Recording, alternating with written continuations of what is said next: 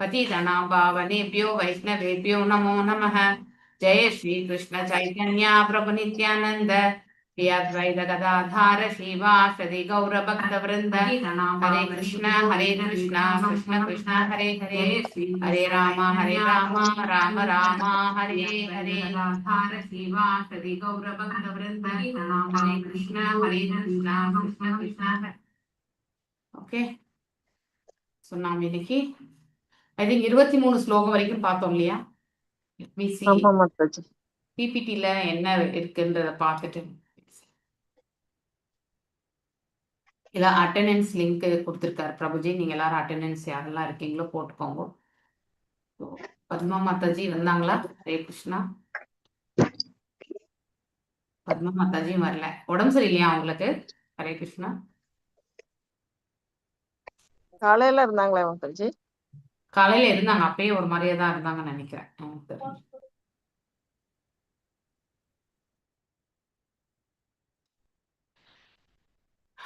உடம்பு நல்லா இருக்கிறதெல்லாம் இறைவனுடைய அருள் தான்.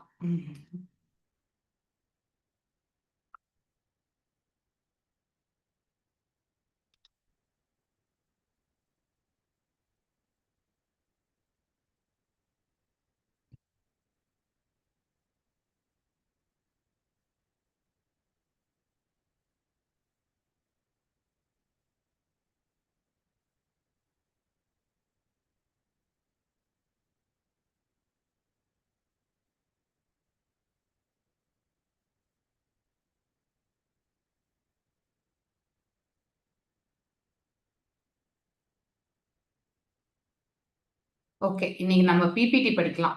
என்னெல்லாம் முடியறதோ அது we will see. Okay, BBT முடிச்சிடலாம். 23 ஸ்லோகம் வரைக்கும் முடிச்சுட்டு then we'll go to the Wednesday வந்து ஸ்லோகாஸ் போகலாம். பிபிடி இன்னும் எடுக்கல நானு, இந்த சாப்டருக்கு இன்னும் எடுக்கலன்னு நினைக்கிறேன். இல்ல மாதாஜி.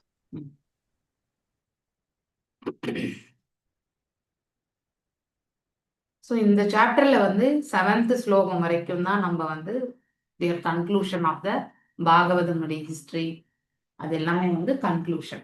ஸோ அதுக்கப்புறம் வந்து பரீட்சித் மகாராஜாவுடைய பிறப்பு இல்லையா, அவர் எவ்வாறு பகவானால் ரட்சிக்கப்படுகிறார், எல்லாமே நம்ம படிக்க ஆரம்பிப்போம். ஆத்மாராம வரிசை எல்லாம் நம்ம படிச்சோம் இல்லையா?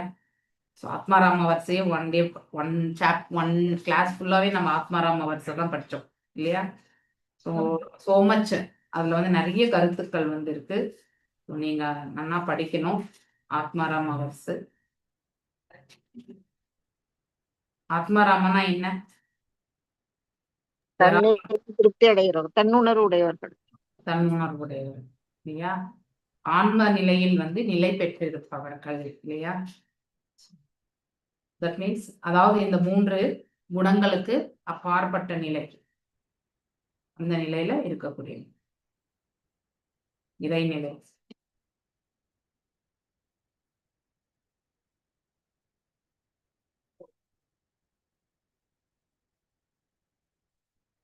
ஒரே நிமிஷம்.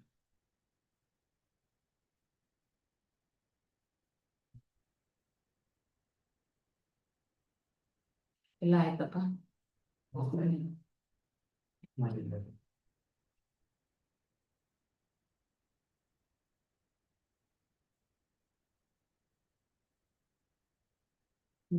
பேலன்ஸ் ஏதாவது சுஷ்மன் சைன் மார்க்கே. ஓகே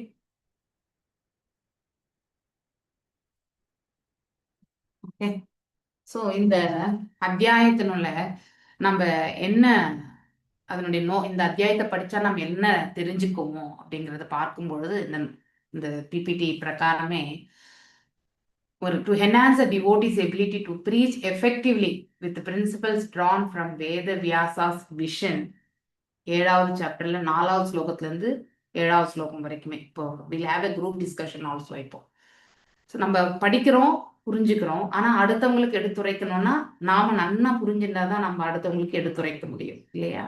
ஸோ ப்ரீச்சிங் அப்ளிகேஷன் வந்து எப்படி நம்ம வந்து செய்ய முடியும்ன்றது வந்து இந்த அத்தியாயத்துல 4ல இருந்து 7வது ஸ்லோகம் வேத வியாசர் வந்து என்னெல்லாம் வரையறுத்து கொடுத்துருக்கார், அதை தான் நாம் இந்த அத்தியாயத்துல வந்து தெரிஞ்சுக்க போறோம்.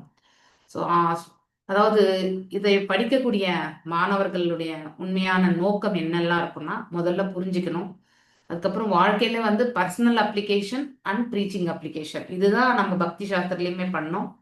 ஸோ கான்செப்ட் என்ன தத்துவத்தை வந்து அந்த ஸ்லோகங்கள் நமக்கு கொடுக்கறது, அதுலேருந்து நமக்கு என்ன படிப்பினை நம்முடைய சொந்த வாழ்க்கையில வந்து அதை நம்ம உபயோகப்படுத்தினா அதன் பிரகாரம் நடந்து கொண்டால் நம் வாழ்க்கையில என்ன மாதிரி நமக்கு முன்னேற்றங்கள் கிடைக்கும், அதை அடுத்தவங்களுக்கு எடுத்துரைச்சாக்க அவங்களுடைய வாழ்க்கையில வந்து எந்த மாதிரியான முன்னேற்றங்களை அவர்கள் அடைவார்கள். ஸோ இதுதான் இந்த பக்தி வைபவம். சரி, எந்த ஒரு கோர்ஸ் படிக்கிறதுனுடைய நோக்கமே தன்னுணர்வு பாதையில ஒருத்தர் வந்து எந்த அளவுக்கு அதை புரிஞ்சுக்க முயற்சி பண்ணுவார், அதே மாதிரி வந்து அடுத்தவங்களுக்கு அதை அவர் எடுத்துரைக்கும் பொழுது அதை கேட்டவர்கள் வந்து எந்த மாதிரி வந்து தங்களுடைய வாழ்க்கை நிலையை வந்து மேன்மைப்படுத்தி கொள்வார்கள். அல்டிமேட் கோல், அதாவது ஒரு நோக்கம், ஒரு உயிர் வாழினுடைய நோக்கம் வந்து இந்த பிரபஞ்சத்துல மீண்டும் பிறவாத இருக்கிறதுக்கான பேஸ் லெவல்ல மீண்டும் பிறக்காம இருக்கிறதுக்கான மார்க்கம் என்ன அப்படிங்கிறத வந்து தேடணும். தான் யார் என்பதை உணர்ந்து அவ்வாறு தேடும் பொழுது அவர்கள் அந்த நிலையை வந்து அவர்கள் வந்து நல்ல ஒரு பக்குவ நிலைக்கு எடுத்துட்டு போகிறதுக்கு இறை தொண்டு தான் அவர்களுக்கு வழி நடத்தும். ஸோ இறை தொண்டு இல்லாம அவங்களால முன்னேற்ற பாதையில கண்டிப்பா செல்ல முடியாது. ஸோ இந்த புரிதல், இந்த அத்தியாயத்துல என்னெல்லாம் நம்ம புரிஞ்சுக்க முடியும் அப்படிங்கிறத வந்து ஒரு ஒரு புல்லட் பாயிண்ட்ஸ்ல வந்து கொடுத்துருக்காரு. ஸோ நாம இதை கண்டதுல எல்லாம் என்னென்ன நம்ம வந்து தெரிஞ்சுக்கணும் அப்படிங்கிறது வந்து பொதுவான தத்துவம் இல்லையா, வேதவியாசரால் சொல்லப்பட்ட பொதுவான தத்துவங்கள் வந்து இந்த 4வது ஸ்லோகத்திலிருந்து 7வது ஸ்லோகம் வரலையும் அது நீங்க டிஸ்கஷன் இருக்கு. நீங்க அதை படிச்சுட்டு அதுல என்னெல்லாம் நீங்க மெயின் பாயிண்ட்ஸ் இருக்குன்றத வந்து நீங்க ஜாட் டவுன் பண்ணி நீங்க கண்டிப்பா சொல்லணும். அப்புறம் particular Sanskrit phrases related to the general principles, சிலதான் நம்ம முக்கியமான ஸ்லோகங்கள் எல்லாம் வாசிக்கிறோம், மனப்பாட ஸ்லோகங்கள் வாசிக்கிறோம் இல்லையா. ஏன்னா அதுல வந்து நம்ம புரிஞ்சுக்க வேண்டிய தத்துவங்கள் வந்து நிறைய இருக்கிறதுனால அதை மட்டும்தான் மனப்பாட ஸ்லோகங்களா இருக்கு. மேலும் பிரபுபாதருடைய வியாக்கியானம் இல்லையா, அவரும் வந்து 5 ஆச்சாரியர்களுடைய வியாக்கியானங்களை வந்து படிச்சு அதனுடைய சாராம்சமா தான் நமக்கு கொடுத்துருக்காரு இல்லையா. ரூப கோஸ்வாமி, சனாதன கோஸ்வாமி, ஜீவ கோஸ்வாமி, விஸ்வநாத சக்கரவர்த்தி தாகூரார், ஸ்ரீதர் சுவாமி, இந்த 5 பேருடைய வியாக்கியானங்களை படிச்சுதான் அவர் வந்து கொடுத்திருக்காரு. அதுக்கப்புறம் ஓமைகள் எல்லாம் கொடுக்கப்பட்டிருக்கு, அதை நம்ம புரிஞ்சுக்கணும் இல்லையா. ஸோ எவ்வாறு இதை வந்து ஒப்பிடப்படுகிறதோ அதே மாதிரி அந்த இதுவும் ஒப்பிடப்படுகிறது அப்படிங்கிறத வந்து படிக்கிறோம் நம்ம இல்லையா. ஒன்றோடு அதற்கு சமமாக வந்து கம்பேரிஷன் கொடுக்கிறது. மேலும் பகவத்கீதையினுடைய ரெஃபரன்ஸ் வர்சஸ் எல்லாமே நிறைய இடங்கள்ல பாகவதம்ல பார்க்கறோம் நம்ம இல்லையா, அதையுமே இந்த இடத்துல புரிஞ்சுக்க முடியும். மேலும் அதாவது வியாசதேவர் வந்து தன்னுடைய இந்த அதாவது பாகவதத்தை அவர் தொகுத்தார் இல்லையா. நாரத மகரிஷி எவ்வாறு எடுத்துரைத்து போனாரோ அதன் பிரகாரம் வந்து மீண்டும் வந்து இந்த வேதாந்த சூத்திரத்தை வியாக்கியானத்தை வந்து தொகுத்து கொடுத்தார். அதை வந்து அவருடைய செயல்களை வந்து எப்படி வந்து எடுத்துரைக்கப்பட்டிருக்கு, அவராலே சொல்லப்பட்டிருக்குன்றத வந்து சொல்றதும் இந்த அத்தியாயத்துல நாம பார்க்கின்றோம். ஸோ அடுத்தவங்களுக்கு போதிக்கிறதுக்கான அப்ளிகேஷன் வந்து ஸோ இந்த தத்துவங்கள் பிரின்சிபல்ஸ் இல்லையா, அடிப்படை தத்துவங்களை பற்றி சொல்றது, அதனுடைய வியாக்கியானம் பற்றி சொல்றது, முக்கியமான பதமா இருக்கக்கூடிய ஆத்மாராமா இல்லையா, அந்த பதத்தினுடைய முக்கியத்துவத்தை பற்றி எடுத்துரைக்கிறது. அதுக்கப்புறம் ஸ்ரீல வியாசதேவர் வந்து இதை போதிக்கக்கூடிய நிலையில இருக்கிறவங்களுக்கு வந்து அவர் கொடுத்த ஒரு டிப்ஸ் இல்லையா, அவர் என்னெல்லாம் வழிமுறையா சொல்லியிருந்தாரோ அதை பற்றி தெரிஞ்சுக்கிறது. இது வந்து ப்ரீச்சிங் அப்ளிகேஷன். ஸோ நம்ம வாழ்க்கையில வந்து எவ்வாறு அதை நாம எடுத்துட்டு போகிறோம்ன்றதை பத்தி தெரிஞ்சுக்கிறோம் இல்லையா. இப்படி நம்ம அந்த பாகவதம் 7வது கேண்டோல பாக்குறோம். Shri Vyasadeva's inspiration for compiling Srimad Bhagavatam, vision of the Lord and glories of Srimad Bhagavatam 1லிருந்து 7வது ஸ்லோகம் வரைக்குமே வந்து பகவானுடைய, அதாவது மகாபாரத போர் முடிந்த பிறகு இல்லையா, ஸோ யுதிஷ்ட மகாராஜா மணிமகுடம் சுட்டப்பட்ட பிறகு ஸோ பகவான் இந்த புவியில வந்து அவதார நோக்கத்தை முடித்து கொண்டு அவரும் வந்து இந்த பிரபஞ்சத்தை விட்டு கோலோகத்திற்கு செல்ல வேண்டும் இல்லையா, அதற்கான ஏற்பாடுகள் எல்லாம் செய்து அவரோடு உணர்ந்து வந்த அந்த, அதாவது பேரப்ளேனியான்னு சொல்லுவாங்க இல்லையா. ஸோ அவர்களை எல்லாமே வந்து போஜர்கள், அடுத்து எது வம்சத்தினர் எல்லாருமே வந்து குடித்து ஒருவரை ஒருவர் வந்து கொன்று இல்லையா, எல்லாருமே வந்து வைகுண்டம் எல்லாத்துக்குமே சென்று விடுகிறார்கள்.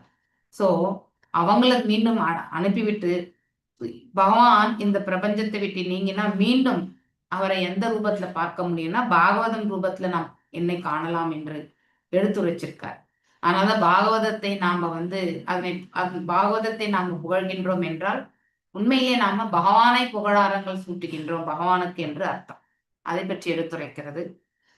மேலும் சில வியாசதேவர் வந்து ஸ்ரீமத் பாகவதத்தை வந்து சுகதேவ் கோஸ்வாமிக்கு எடுத்துரைக்கிறது. சுகதேவ் கோஸ்வாமி ஸ்டடி ஆஃப் ஸ்ரீமத் பாகவதம் வந்து 8லிருந்து 11வது ஸ்லோகம் வரைக்கும் நாம படிக்கிறோம். அப்புறம் எவ்வாறு பரீட்சித் மகாராஜ் வந்து தன்னுடைய பெருமை மிக்க அந்த அதாவது அரச பதவியை வந்து துறந்தார் இல்லையா, அவருடைய பிறப்பினுடைய மகிமை, அவருடைய செயல்கள், அவர் இந்த பிரபஞ்சத்தை விட்டு நீங்கக்கூடிய அந்த நிலை இல்லையா, அது எல்லாமே இந்த இதுல வந்து நாம டிக்கெட் ஆப்போம். So events leading to the birth of Maharaja Parikshit. அதாவது பரீட்சித் மகாராஜா வந்து பிறப்பதற்கான காரணங்கள் இல்லையா அந்த இதுவுமே வந்து சொல்லப்படுகிறது. என்ன, அஸ்வத்தாமன் பிரம்மாஸ்திரத்தை ஏகின்றான் இல்லையா உத்திரையின் மீது. ஆல்ரெடி அவன் வந்து 5 பிள்ளைகளை வந்து திரௌபதியினுடைய 5 பிள்ளைகளை வந்து கொன்று விட்டான் தூக்கத்தின் போது. அதை வந்து துரியோதனன் வந்து அங்கீகரிக்கவே இல்லை இல்லையா. ஸோ ஒரு சத்திரியனாக உறங்கி கொண்டிருப்பவர், நேருக்கு நேர் மோதக்கூடியவங்களோட தான் வந்து சத்திரியர்கள் வந்து போர் புரிவார்கள்.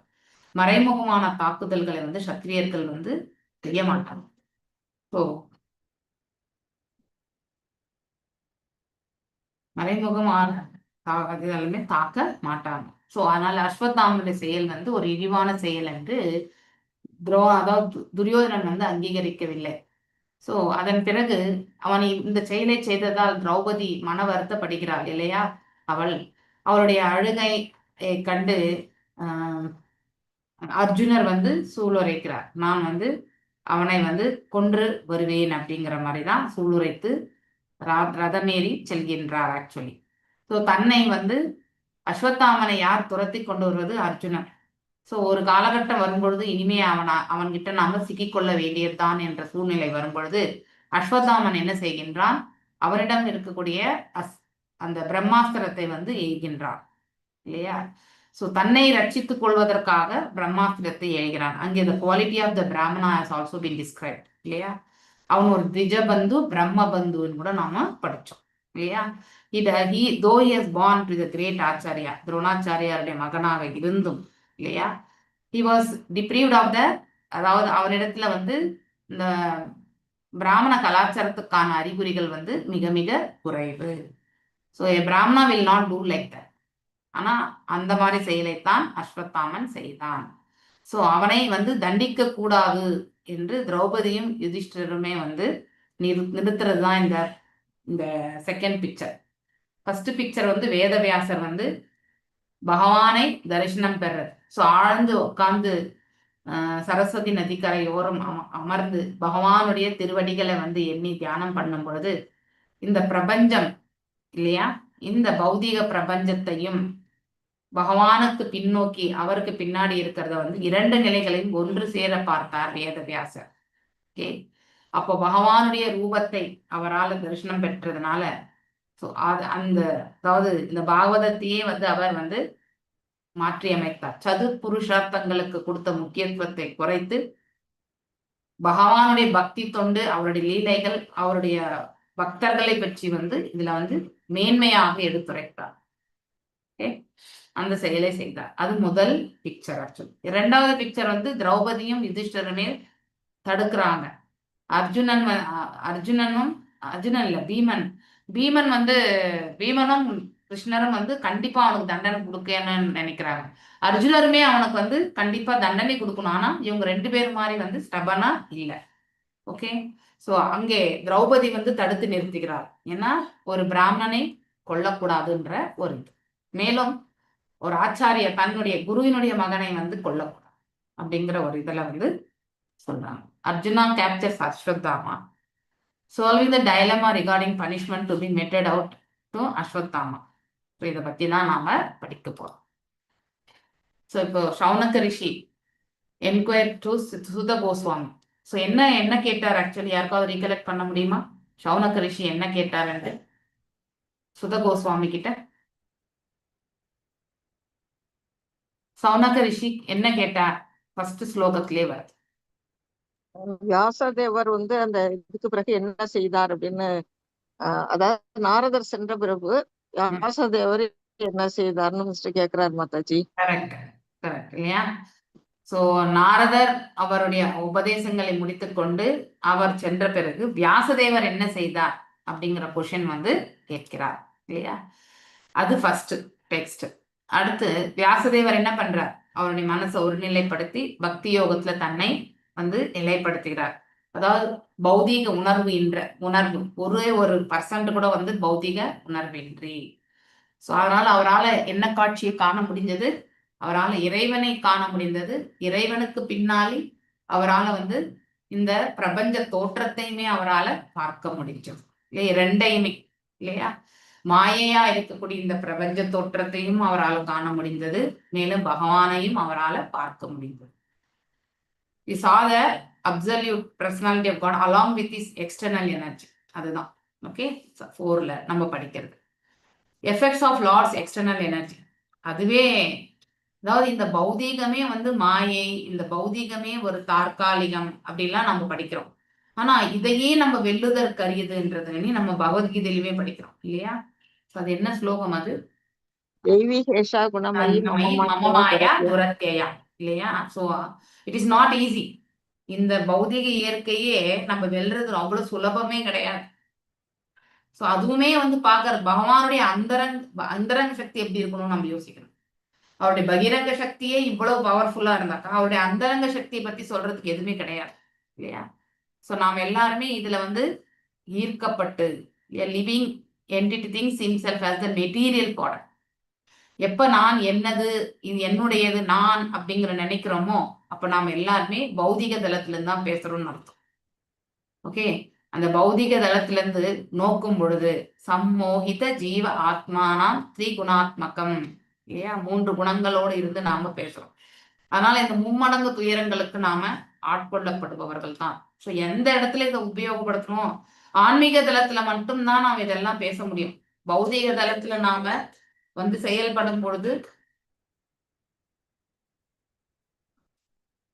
sir, I am in a meeting. I will ask sir to call to you after 1 hour, sir. So நீங்க இந்த 4 and 5 டெக்ஸ்ட் படிச்சுட்டு will have a discussion.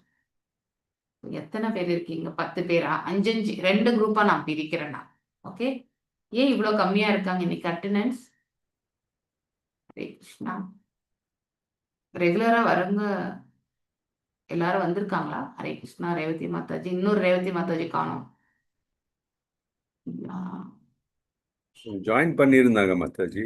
Okay, I don't know. I like can remain in the group Mataji. Remain பண்றேன். ஆமா, class start ஆயிடுது இல்லையா? So நான் உங்களை break out room கொடுக்குறேன். 2 ரூமா பிரிச்சுறேன் நான். நீங்க போயிட்டு யூ ப்ளீஸ் அதில் என்ன முக்கியமான பாயிண்ட்ஸ் என்ன இருக்குன்றது நான் ஒரு வாட்டி நிமிஷம். பொதுவான தத்துவங்கள் என்னென்ன இருக்கு அப்படின்னு. ஸோ ஒரு குரூப் வந்து 4th, ஒரு குரூப் வந்து 5th ஸ்லோகம். ஓகே, 2 பேரும் ஒன்னே எடுத்துக்க வேண்டாம். சரிங்களா? புரிஞ்சுதுங்களா? Any doubts? Okay Mataji.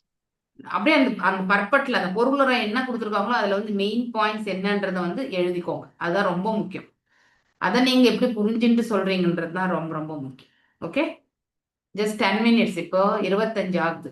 35க்கு I will pull out உங்க எல்லாருமே. ஒரே ஸ்லோகம் தான். Okay, Hare Krishna.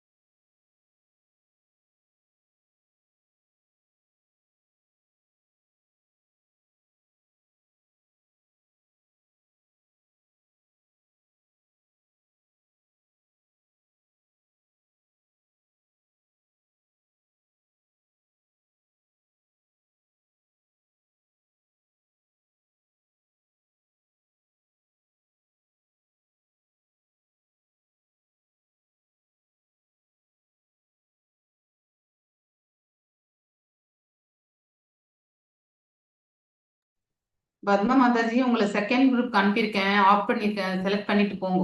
Hare Krishna.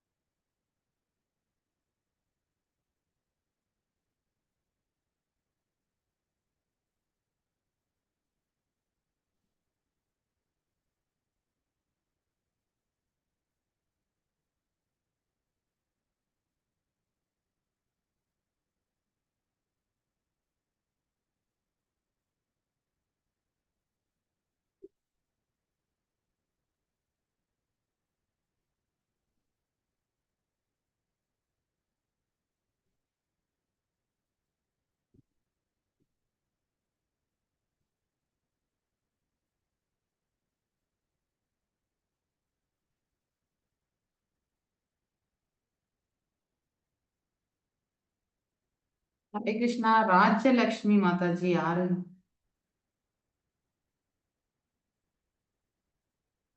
Net problem இருக்கிறதுனால நான் அம்மாவோட ஐபேட்ல வந்திருக்கேன். ஓ, நெட் போயிட்டு no issues. Sorry No, Mataji. no, Hare no Krishna. problem. மாயா சக்தியில இருந்து வெளி வரணும்னா ஒரே ஒரு மாதாஜி சரியான கொஞ்சம் அமைதியா இருங்க, நம்மள கேட்கும் போது சொல்லலாம். இது குரூப்புக்கு வந்துட்டோம். Hare Krishna. Okay, group 1 4th ஸ்லோகம்ல நீங்க என்ன தத்துவங்களை எல்லாம் உங்களால என்ன ஊமைகளை கண்டுபிடிச்சீங்க? அந்த 4th ஸ்லோகம் என்ன தத்துவத்தை அடிப்படையில வந்து எடுத்துரைக்கிறது? இந்த ஃபோர்த்து ஸ்லோகம் வந்து பக்தி தொண்டை பத்தி எடுத்து தருகிறது. நாம அவர்கிட்ட வந்து அவரோட முழுமையா பக்தி தொண்டு செஞ்சா நம்ம அவரை நம்ம புருஷன் பரம புருஷா காணலாம். அவர் வந்து ஹிரண்மயன்னு பாத்திரன்ற மாதிரி அவர் வந்து அந்த பொன்னிறமான அந்த மூடியினால அவர் மூடப்பட்டிருக்காரு.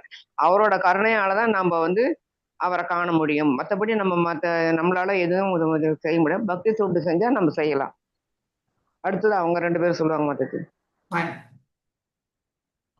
ஹரே கிருஷ்ணா மாதாஜி. ஹரே கிருஷ்ணா பிரபுஜி. இப்போ நம்ம வந்து கடவுளை அடையணும், கடவுள் திருநாட்டுக்கு செல்லணும் அப்படின்னு சொன்னா பக்தி இல்லாம அங்க பக்தி தொண்டு செய்யாம அங்க போகும். Without devotional service there is no possibility of attaining the Lord. அது வந்து ரொம்ப லவுட் அண்ட் கிளியரா அது. ஸோ இதுல வந்து நமக்கு தெரியுதுல வந்து தட் இஸ் கடவுள் இந்த 3 பொட்டன்சிஸ் இருக்கு இல்லையா? அந்த வந்து இன்டர்னல் பொட்டன்சி வந்து கடவுளோட இருக்கிறது. லைக் த மூன் லைட் இருக்கிற மாதிரி கடவுளுடன் இருக்கு. அந்த இடத்துல வந்து இந்த டார்க்னஸ், இந்த மாயைக்கு வந்து இந்த மகா மாயைக்கு எந்த வித இதுவும் கிடையாது, பொசிஷனே கிடையாது. ஸோ அது வந்து அதனாலதான் அது ஆன்மீகத்தில் இருக்கிறது. ஆன்மீக ஸ்பிரிச்சுவல் வேர்ல்டில் அதுதான் வந்து முழுமையா இருக்கிறது. ஆனால் வந்து நம்மளுடைய இந்த மெட்டீரியல் வேர்ல்டில் பார்த்தோம்னா we are in full of darkness. அந்த நம்மளுடைய இந்த அவருடைய இந்த பகிரங்க சக்தி, எக்ஸ்டர்னல் எனர்ஜி வந்து இஸ் கம்பேர்ட் டு தட். என்னன்னா தட் இஸ் இந்த பௌதிக உலகத்துல, தட் இஸ் இந்த பிரபஞ்சத்துல தோன்றியவர்கள் எல்லாரும் வந்து they are touch by maya. So இது வந்து இந்த மாயையிலிருந்து விடுபடணும் அப்படின்னு சொன்னா we have to do that is devotional service. அப்பதான் முழுமையாக நம்ம when we surrender to the Lord and we do the devotional service, நம்ம வந்து இந்த பௌதிக நிலைமையை கடந்து ஆன்மீக உலகத்துக்கு செல்ல முடியும். அது ஒரு இம்பார்ட்டன்ட் பாயிண்ட் தெரிஞ்சு Mataji. Good Prabhuji, that's right. ஏன்னா அந்த எக்ஸ்டர்னல் எனர்ஜியே வந்து அவ்வளோ பவர்ஃபுல்லா இருக்கு. It is very very tough to win over it இல்லையா? ஸோ நம்ம இன்டர்னல் எனர்ஜி பத்தி பேசுறதுக்கு எதுவுமே இல்லை. சுய பிரகாசமாக இல்லையா? Self eliminated. இங்க அப்படி கிடையாது இல்லையா? காலத்தினுடைய கட்டாயத்தோடு இருக்கிறது. ஸோ அதுக்குள்ள கட்டுப்பட்டது இந்த உலகம் இல்லையா? இந்த தற்காலிகமான இந்த உலகம். ஸோ இந்த 2 உலகத்துக்கு சம்பந்தப்பட்ட இதுவே கீழான ஆற்றலாக இருந்தாலும் இதையும் கூட நம்மளால வந்து வெல்ல முடியாது. ஆனால் பக்தியை வந்து இறைவனுக்கு சமர்ப்பிக்கும் பொழுது சுலபமாக இதை நம்மளால கடந்து செல்ல முடியும். ஆனா அதை பக்தி இல்லாத நிலையில வந்து நம்மளால இதை கண்டிப்பா எந்த ஒரு இதை கொண்டும் நம்மளால கவுண்டராக்ட் பண்ண முடியாது இல்லையா? எஸ், நெக்ஸ்ட் ஃபோர்த் ஸ்லோகம் முடிஞ்சதுங்களா? I think basically what ever இவங்க சொன்னதோட எக்ஸ்டர்னல் எனர்ஜி பத்தி தான் மேஜரா அங்க பேசப்பட்டிருக்கு. அடுத்து வந்து பிரம்மன் நிலை பற்றியும் வந்து சொல்லப்பட்டிருக்கு இல்லையா? பிரம்மன் நிலை பற்றியுமே சொல்லப்பட்டிருக்கு. மற்ற ரியலைசேஷன் எதுவும் மற்ற ரியலைசேஷன் எதுவும் வந்து it is not complete. That is பிரம்ம நிலையானாலும் சரி, இல்ல பரமாத்ம நிலையம் வந்து பகவான் மட்டும்தான் முழுமையானது. ரொம்ப அழகா தத்துவங்களை கொடுத்திருந்தாங்க. எஸ், நீங்க தத்துவங்கள் மட்டும் ஓமைகள் தத்துவங்கள் இவ்வளவு சொன்னா போதும். நம்ம ஓன் எக்ஸ்பீரியன்ஸ் பத்தி எல்லாம் எதுவுமே தேவை கிடையாது. நீங்க என்னெல்லாம் ஐடென்டிஃபை பண்ணிருக்கீங்கன்றதுதான் ரொம்ப முக்கியம். Okay, yes. இந்த ஸ்லோகத்துல செகண்ட் டீம் மாதாஜி சொல்றீங்களா? சொல்றேன் மாதாஜி. அதாவது செகண்ட், அதாவது 5வது ஸ்லோகத்துல என்ன சொல்றாங்கன்னா, சாதாரண ஜீவராசி நல்லவனாதான் இருக்கான். ஆனா அவன் வந்து அவனுக்கு கஷ்டங்கள் துன்பங்கள் ஏற்படுவதற்கு காரணம் என்ன அப்படின்னா அவன் வந்து பகவானுடைய பகிரங்க சக்தினால அவன் ஆளப்படுறான். அதனால அவனுக்கு அது பகிரங்க சக்தினாலும் முக்குணங்களினாலும் இந்த ஜட இயற்கையில இருக்கக்கூடிய குணங்களினாலும் அவன் ஆளப்படுறதுனால அது அவனுக்கு தெரியல. அவன் அதெல்லாம் தன்னை ஆளுங்கிறது தெரியாமையே அந்த ஜட இயற்கையில சிக்குண்டு அவன் பந்தப்பட்டவன் இவனாகி சிறையில இருக்கக்கூடிய ஒரு இவனா மாதிரி அவன் ஆயிடுறான். அதுக்கு வந்து இந்த ஜட இயற்கையினுள்ள அதனால அவனுக்கு என்ன ஏற்படுது? 3 விதமான துன்பங்கள் தானாக வந்து சேருது, அதை அனுபவிக்கிறான். அடுத்தது அவன் வந்து தன்னை விட ஒரு முறைகள் நெகட்டிவான ஒரு இதை வந்து வளர்த்துக்கிறான். எண்ணம், உணர்வு, விருப்பம் ஆனா இந்த 3 குணங்களையும் வளர்த்துக்கிறான். அதனால அவனுக்கு என்ன ஆகுது? அப்படி அதெல்லாம் வந்து தானாகவே வளர்த்துக்கிறதுனால அவன் அறியாமையில தான் இருக்கான். இன்னும் அந்த பகிரங்க சக்தியிலிருந்து வெளிவந்து தான் பந்தப்பட்ட நிலையிலிருந்து வெளியே வராத நிலையிலும் கூட அவன் வந்து தான் எல்லாம் உயர்ந்த எண்ணம் உடைய உணர்வு மற்றும் இதுக்கெல்லாம் ரொம்ப முக்கியத்துவம் கொடுத்து அதே துன்பத்திலேயும் மீண்டும் மீண்டும் இதுக்கெல்லாம் ஒரே காரணம் என்ன அப்படின்னா பகவானுடைய பகவானிடத்தில் சரணாகதி அடைவதுதான் முக்கியமான காரணம். அந்த மாதிரி பரமபுருஷர் தான் அந்த பகிரங்க சக்தியை ஆள்றார் அப்படிங்கிறத புரிஞ்சுக்கிட்டு அவன் தன்னுடைய இதுல அந்த பகவானுக்கு அடிபணிந்தான்னா அந்த பகிரங்க சக்தியினால துன்பப்படுறதுனால இருந்து அவன் விடுபடுவான் அப்படிங்கிறது அந்த ஒரு 2வது பாயிண்ட். வேற யாராவது சொல்லுங்க. நேற்று ராத்திரி மணிமேகலை மாதாஜி சொல்றீங்களா? புஷ்பா மாதாஜி, மணிமேகலை மாதாஜி. மாதாஜி நீங்க சொல்லுங்க. புஷ்பா மாதாஜி தான் வேற எங்கேயும் இருக்காங்கன்னு சொன்னாங்கல்ல மாதாஜி. சொல்லிடவா? நீங்க சொல்லுங்க மாதாஜி. நீங்க விட்டாடா. ஹரே கிருஷ்ணா மாதாஜி. இவரு நம்மளுடைய வியாசதேவர் வந்து தியானத்துல இருக்கும் பொழுது அவர் வந்து பகவானை பத்திய தரிசனம் அவருக்கு கிடைக்குது. அந்த தியானத்தின் மூலமா எதை பாக்குறாரு அப்படின்னா பகவானை பாக்குறாரு, பகிரங்க சக்தியை பாக்குறாரு. அந்த பகிரங்க சக்தியில மாட்டிக்கிட்டு இருக்கிற ஜீவராசிகளுடைய கஷ்டத்தை பாக்குறாரு. அதுக்கான மூல காரணம் என்னங்கிறத அவர் பாக்குறாரு. அதுக்கான பரிகாரம் என்ன, அது எப்படி வந்து அதை பரிகாரம் செய்வதனால அவங்க எப்படி வந்து பூரணத்தை அடைய முடியும் அப்படிங்கிறது எல்லாமே இந்த 5வது ஸ்லோகத்துல விளக்கமா வந்து கொடுத்துருக்குறாங்க மாதாஜி. இன்னும் வந்து என்ன சொல்லியிருக்கிறாங்கன்னா, நம்ம மாதாஜி சொன்ன மாதிரி நம்ம திங்கிங், ஃபீலிங், வில்லிங் அந்த 3மே வந்து பௌதிகத்துல இருக்கும் பொழுது அவன் வந்து ஜட இயற்கையோட கட்டுப்பாட்டுல, மாயையோட கட்டுப்பாட்டுல அவர் வந்து கஷ்டத்துக்கு ஆளாகிறான். அப்படிப்பட்ட அந்த கஷ்டத்துல ஆளாகிறத பகவான் விரும்பல. அவர் என்ன நினைக்கிறாரு? தன்னுகிட்ட அழைச்சுக்கணும் ஜீவராசிகளை அப்படிங்கறதுதான் அவருடைய விருப்பமா இருக்குது. அதுக்காக அவர் வந்து என்ன செய்யறாரு? ஒரு தந்தை வந்து மகனை வந்து கண்டிக்க முடியல, தன்னுடைய மகன் தன் கட்டுப்பாட்டுல இல்லைன்னா ஒரு டீச்சர்கிட்ட கொடுத்து அவனை வந்து நல்வழிப்படுத்துற மாதிரியும், ஒரு சிறை கைதிய வந்து வந்து சிறை காவல் அந்த இடத்துல வந்து சிறை கூடத்துல இருக்கவங்கள ஒரு கைதியா இருக்கக்கூடிய நம்மளை வந்து ஜீவராசிகளை அவர் வந்து மேற்பார்வையிட்டு நமக்கு புத்திமதி சொல்ற மாதிரி 2 அனாலஜி கொடுத்துருக்காங்க மாதாஜி. அந்த மாதிரி அவர் எப்படி செய்யறாருன்னா நம்மளை வந்து அவருடைய உலகத்துக்கு அழைச்சிட்டு போகணுங்கிறது அவருடைய எண்ணமா இருக்குது. அப்புறம் வந்து இன்னும் என்ன சொல்லி இருக்கிறாங்கன்னா, இந்த பகவான் வந்து 2 வழிகளை திருத்துறாரு. ஒண்ணு வந்து பகிரங்க சக்தி மூலமா தண்டனை கொடுத்து ஜீவராசிகளை தன் பக்கம் இழுக்கிறாரு, அந்த வழி ஒண்ணு. இன்னொன்னு வந்து என்னன்னா நம்மளுடைய உள்ளுக்குள்ளேயே பரமாத்மா சுரூபமா இருந்து சைத்த குருவா இருந்து நமக்கு வந்து அறிவுரை சொல்றாரு, அறிவுரை சொல்லி நம்மள நல்வழிப்படுத்துறாரு. அது வந்து சாஸ்திரங்கள், முனி, நமக்கு வந்து ஆச்சாரியர்கள், நம்மளுடைய தீட்சா குரு இவங்க எல்லாமும் வந்து நமக்கு வந்து பகவானுக்கு சென்றடையறதுக்கான வழிமுறைகளை நமக்கு வந்து அவங்க காட்டுறாங்க. இப்படி 2 விதமா வந்து நம்ம பகவானை சென்றடையறதுக்கான வழி சொல்லப்பட்டிருக்கு. அடுத்தது வந்து இன்னும் என்ன சொல்லி இருக்கிறாங்க அப்படின்னா, இந்த பகிரங்க சக்தி எப்படிப்பட்டது? தாழ்வான நிலையில இருக்கக்கூடியது. அதுகிட்ட வந்து உயர்ந்த நிலையில இருக்கக்கூடிய ஜீவாத்மாக்கள் வந்து கட்டுண்டு இருக்கிறதுக்கு காரணம் என்ன அப்படின்னா நாம வந்து பௌதிகத்துல இருக்கக்கூடிய அந்த ஆசை. அதுதான் வந்து இங்க வியாசர் என்ன செய்யறாரு?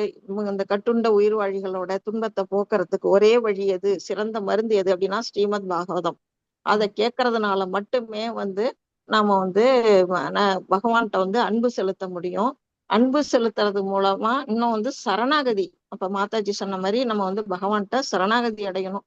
முழுக்க முழுக்க நம்மள எப்போ வந்து அவர்கிட்ட ஒப்படைக்கிறோமோ அப்போ வந்து பகிரங்க சக்தியால நம்ம கிட்டக்க கூட நெருங்க முடியாது. ஏன்னா பகவானுக்கு கட்டுப்பட்ட நிலையில இருக்குது. பகவானை விட்டு விலகி இருக்கிறத வியாசர் பாக்குறாரு. அந்த நிலையிலயும் அவர் வந்து தியானத்தின் மூலமா அதை பாக்குறாரு. அதாக வந்து நம்ம நோய்ங்கிறது நம்ம வந்து பகிரங்க சக்தியில மாட்டிக்கிட்டு இருக்கிறது தான் மக்களுடைய நோய்கள். அந்த நோயை தீர்க்கக்கூடிய மருந்தா இருக்கிறது வந்து பாகவதம். இதெல்லாம் வந்து வியாசதேவர் வந்து தன்னோட தியானத்தின் மூலமா வந்து பாத்துறாரு. அதனால அவர் என்ன செய்யறாரு, ஒரே வழி வந்து நமக்கு வந்து அதே சமயம் ஜீவராசிகளும் பகவானும் ஒரே குணங்களை கொண்டிருந்தா கூட வேறுபட்ட நிலையில தான் இருக்காங்க. அதாவது எப்படின்னா அவர்கிட்ட இருக்க குணங்கள்லாம் நம்மள்ட்ட இருக்கு. ஆனா அளவுல வந்து வேறுபட்டு இருக்கு.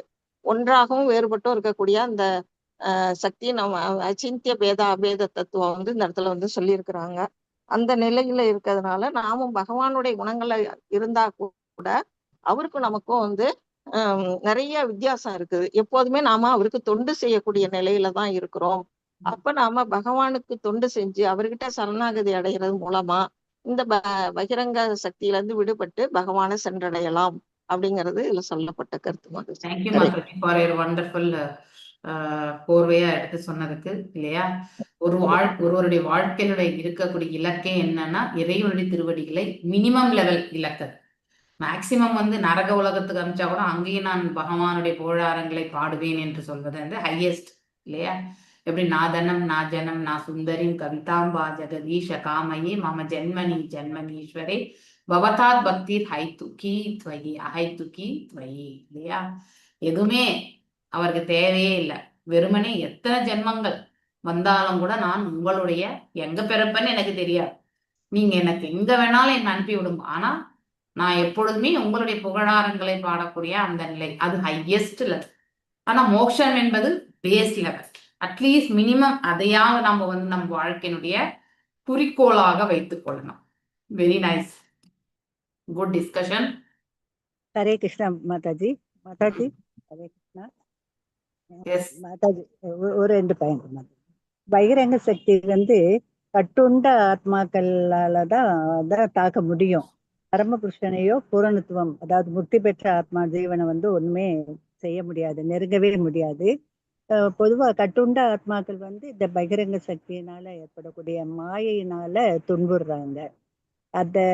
அதுதான் கட்டுண்ட பந்தப்பட்ட ஆத்மாக்களுடைய உண்மையான நோயின்ட்டு வியாசதேவர் கண்டுபிடிச்சு அதுக்கான ஒரே மருந்து வந்து பாகவதம் தான் அப்படின்னு. அதுதான் அந்த இது 6th சாப்டர் தான், 6th question. Okay okay ma'am. பரமபுருஷ பகவானும் ஜீவராசி ரெண்டு தன்மையில ஒண்ணுதான். ஆனா பகவான் வந்து மாயாசக்தியை ஆள்பவர்.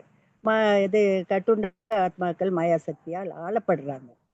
ஆனா பகுதிகள் அவர் முழுசு ஓம் பூர்ணமதா பூர்ணமிதம். இல்லையா, சோ நாம் எல்லாம் முழுமையிலிருந்து தோன்ற பின்ன பகுதிகள். நாம் பின்ன பகுதிகளா இருந்தாலும் நாமும் முழுமையாகத்தான் இருக்கின்றோம்.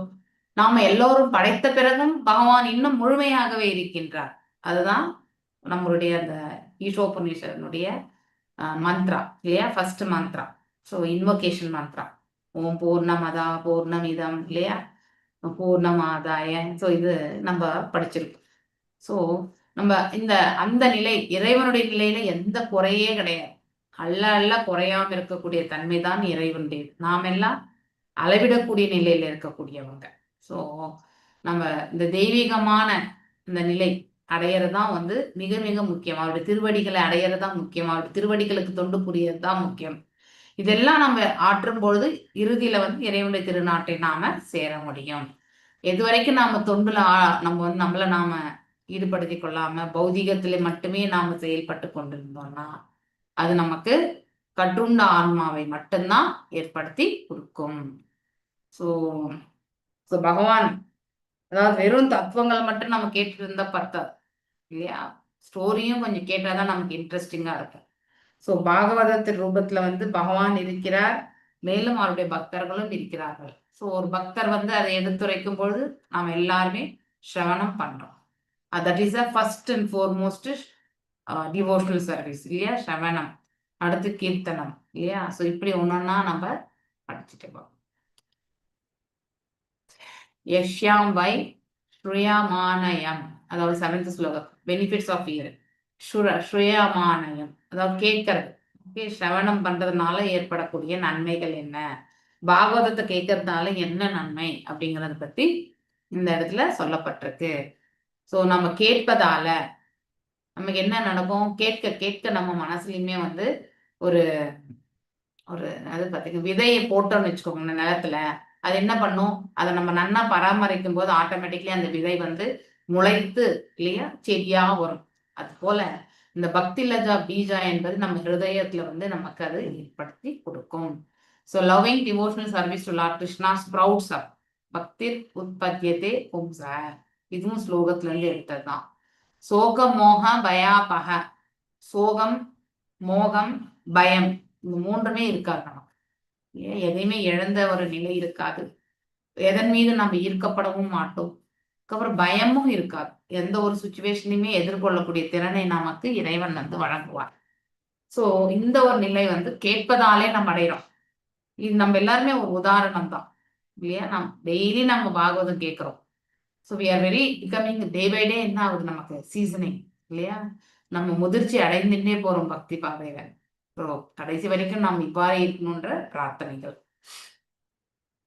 டிசீஸ் ஆஃப் லெமெண்டேஷன், அதாவது எப்பவுமே சோகமா இருக்கக்கூடிய அந்த வியாதி இல்லையா, அடுத்து மாயையில சிக்கிறது, அதுக்கப்புறம் வந்து பயத்தினால வந்து நம்ம வந்து அந்த செயலை செய்யாம வந்து விட்டுறது, இப்படி எல்லாம் இருக்கும் இல்லையா. அதுல இருந்து நம்ம வெளியே வரணும். ஸோ தூய பக்தி தொண்டு என்பது இறைவனுக்கு ஆற்றுவது, அவரை பற்றியான புகழ் ஆரங்களை கேட்பதுமே வந்து ஒன் ஆஃப் த நவவித பக்திஸ் இல்லையா. ஸோ அந்த செயல் செய்யும் பொழுது நாம குழப்பம் கலக்கம் இந்த மாதிரியான செயல்கள்ல இருந்து நாம விடுதலை பெறுகிறோம். மேலும் இந்த உலகத்துல we does not have a material object lamentation. When we does not have material object lamentation, so when we get it we become attached illusion. Because of that attachment there is a fear of losing. இதையும் நாம படிச்சோம். எப்ப நாம வந்து அதாவது ஒரு பௌதிக பொருள் மீது நமக்கு எப்ப ஈடுபாடு வரும்னாக்கா, நாம பௌதிக தளத்துல இருந்து ஆற்ற வேண்டும் இல்லையா ஒரு செயலை. வெறுமனே பௌதீகத்தை நோக்கமாக கொண்டு செயல்படும் பொழுது நாம அந்த பௌதிக பொருள் மீது நமக்கு இருக்கக்கூடிய ஈடுபாடு வந்து அதிகரிக்கும். ஆனா அதே வந்து நம்ம இது எல்லாமே இந்த செயல் எல்லாமே இறைவன் நமக்கு கொடுத்திருக்கார் இந்த காலகட்டத்துல செய்யணும்ன்று. ஸோ இதை நாம வெறும் நிமித்த மாத்திரமே செய்தோம் என்றால் நாம இந்த பௌதிக கலங்கங்கள் எதுவுமே நம்ம கிட்ட இருக்காது. ஸோ அப்போ when we get it we become attached இல்லையா. அதாவது நமக்கு என்ன கிடைக்க பெறுகிறதோ இல்லையா, அதோடு நாம் என்ன பண்றோம், நம்ம வந்து நம்மளுடைய ஈடுபாடை வந்து வளர்த்துக்கிறோம். நம்ம இந்த திங்கிங் ஃபீலிங் வில்லிங் இந்த 3 இருக்கு பாருங்க, அதுதான் இது இல்லையா. ஒன்றின் மீது மனதை லயித்தல், அதன் மீது உணர்வோட நாம வந்து ஈடுபடுத்தல், அதுதான் ஃபீலிங். அதுக்கப்புறம் வந்து வில்லிங், அடைந்து விடுறது. So because of that attachment there is fear of losing us. ஸோ நம்ம ஒன்று அடைஞ்சிடுறோம் பௌதிக பொருள்னா, கடைசி வரைக்கும் அந்த பொருளை நம்ம வச்சு காப்பாற்றுவோமா, கண்டிப்பா கிடையாது இல்லையா. there is a very chance that we may lose it also. அதை நம்ம கையிலிருந்து இன்னொருத்தருக்கு போகக்கூடிய தன்மையும் எப்பொழுது வேண்டும் என்றாலும் இருக்கும். ஆனால் அந்த பயம், அதாவது இதை இழந்து விடுவோமோ என்ற அந்த பயம் வந்து நம்ம கிட்ட எப்பவுமே இருந்துட்டே இருக்கு.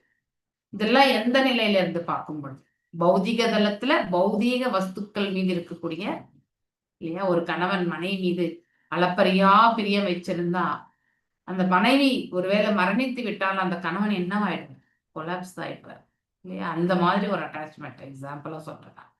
ஸோ அதனால நம்ம பேசிக்கலி எதனோடையுமே இந்த இடத்துல நாம அதாவது பற்றை வைத்துக் கொள்ள வேண்டாம். பற்று இருக்கும்போது என்ன ஆகும்னாக்கா நம்முடைய சிந்தனையும் ஆழ்ந்து விடும், அதன் மீது இருக்கக்கூடிய உணர்வையும் நாம் அதிகப்படுத்தி விடுவோம். அதன் பிறகு அதை அடைந்தே தீர வேண்டும் என்ற எண்ணமும் நமக்கு மேலோங்கி நிற்கும். அதுதான் இந்த உலக வாழ்க்கை என்பது இந்த இடத்துல சொல்லப்பட்டிருக்கு இல்லையா. ஸோ இங்க சுகதேவ கோஸ்வாமி தான் இங்க நம்ம பார்க்கறது. ஸோ வியாசதேவர், அடுத்து இந்த பெண்கள், இந்த கதையெல்லாம் நம்ம ஆல்ரெடி நிறைய வாட்டி படிச்சிட்டோம். அதனால நான் இதை மீண்டும் வந்து இங்க சொல்ல மாட்டேன். மேலும் இது வந்து நம்ம பரீட்சித் மகாராஜ் வந்து சுகதேவ கோஸ்வாமி கிட்ட 7 நாட்கள் வந்து பாகவதம் பேசப்பட்டது. சோ இந்த பாத்ர பௌர்ணமியினுடைய விசேஷம் என்னன்னு தெரியுமா எல்லாருக்கும்? நேத்து வந்து பாத்ர பௌர்ணமி இல்லையா? அந்த என்ன விசேஷம் ஆக்சுவலி? பரீட்சித் மகாராஜாவுக்கு பாகவதம் சொல்ல ஆரம்பிச்ச நாள் நேத்து இல்லைங்களா மாதாஜி? முடியிற நாள், நிறைவு நாள், நிறைவு நாள். ஓகே. பாத்ர பௌர்ணமி அன்னைக்கு 7வது நாள். ஸோ அவர் வந்து பாகவதம் வந்து எடுத்துரைச்சு முடிக்கக்கூடிய நாள். அந்த 7 நாட்கள் வந்து முடிச்சார். ஓகே. சுகதேவ கோஸ்வாமி டிஸ்கிரைப்ட் மேலும் நிவிர்த்தி நிரதம் முனிகி, அதாவது ஒரு இங்க முனி அப்படிங்கிறது வந்து முனி என்றாலே மனசு அப்படின்னு காலையில தான் நம்ம படிச்சோம் இல்லையா?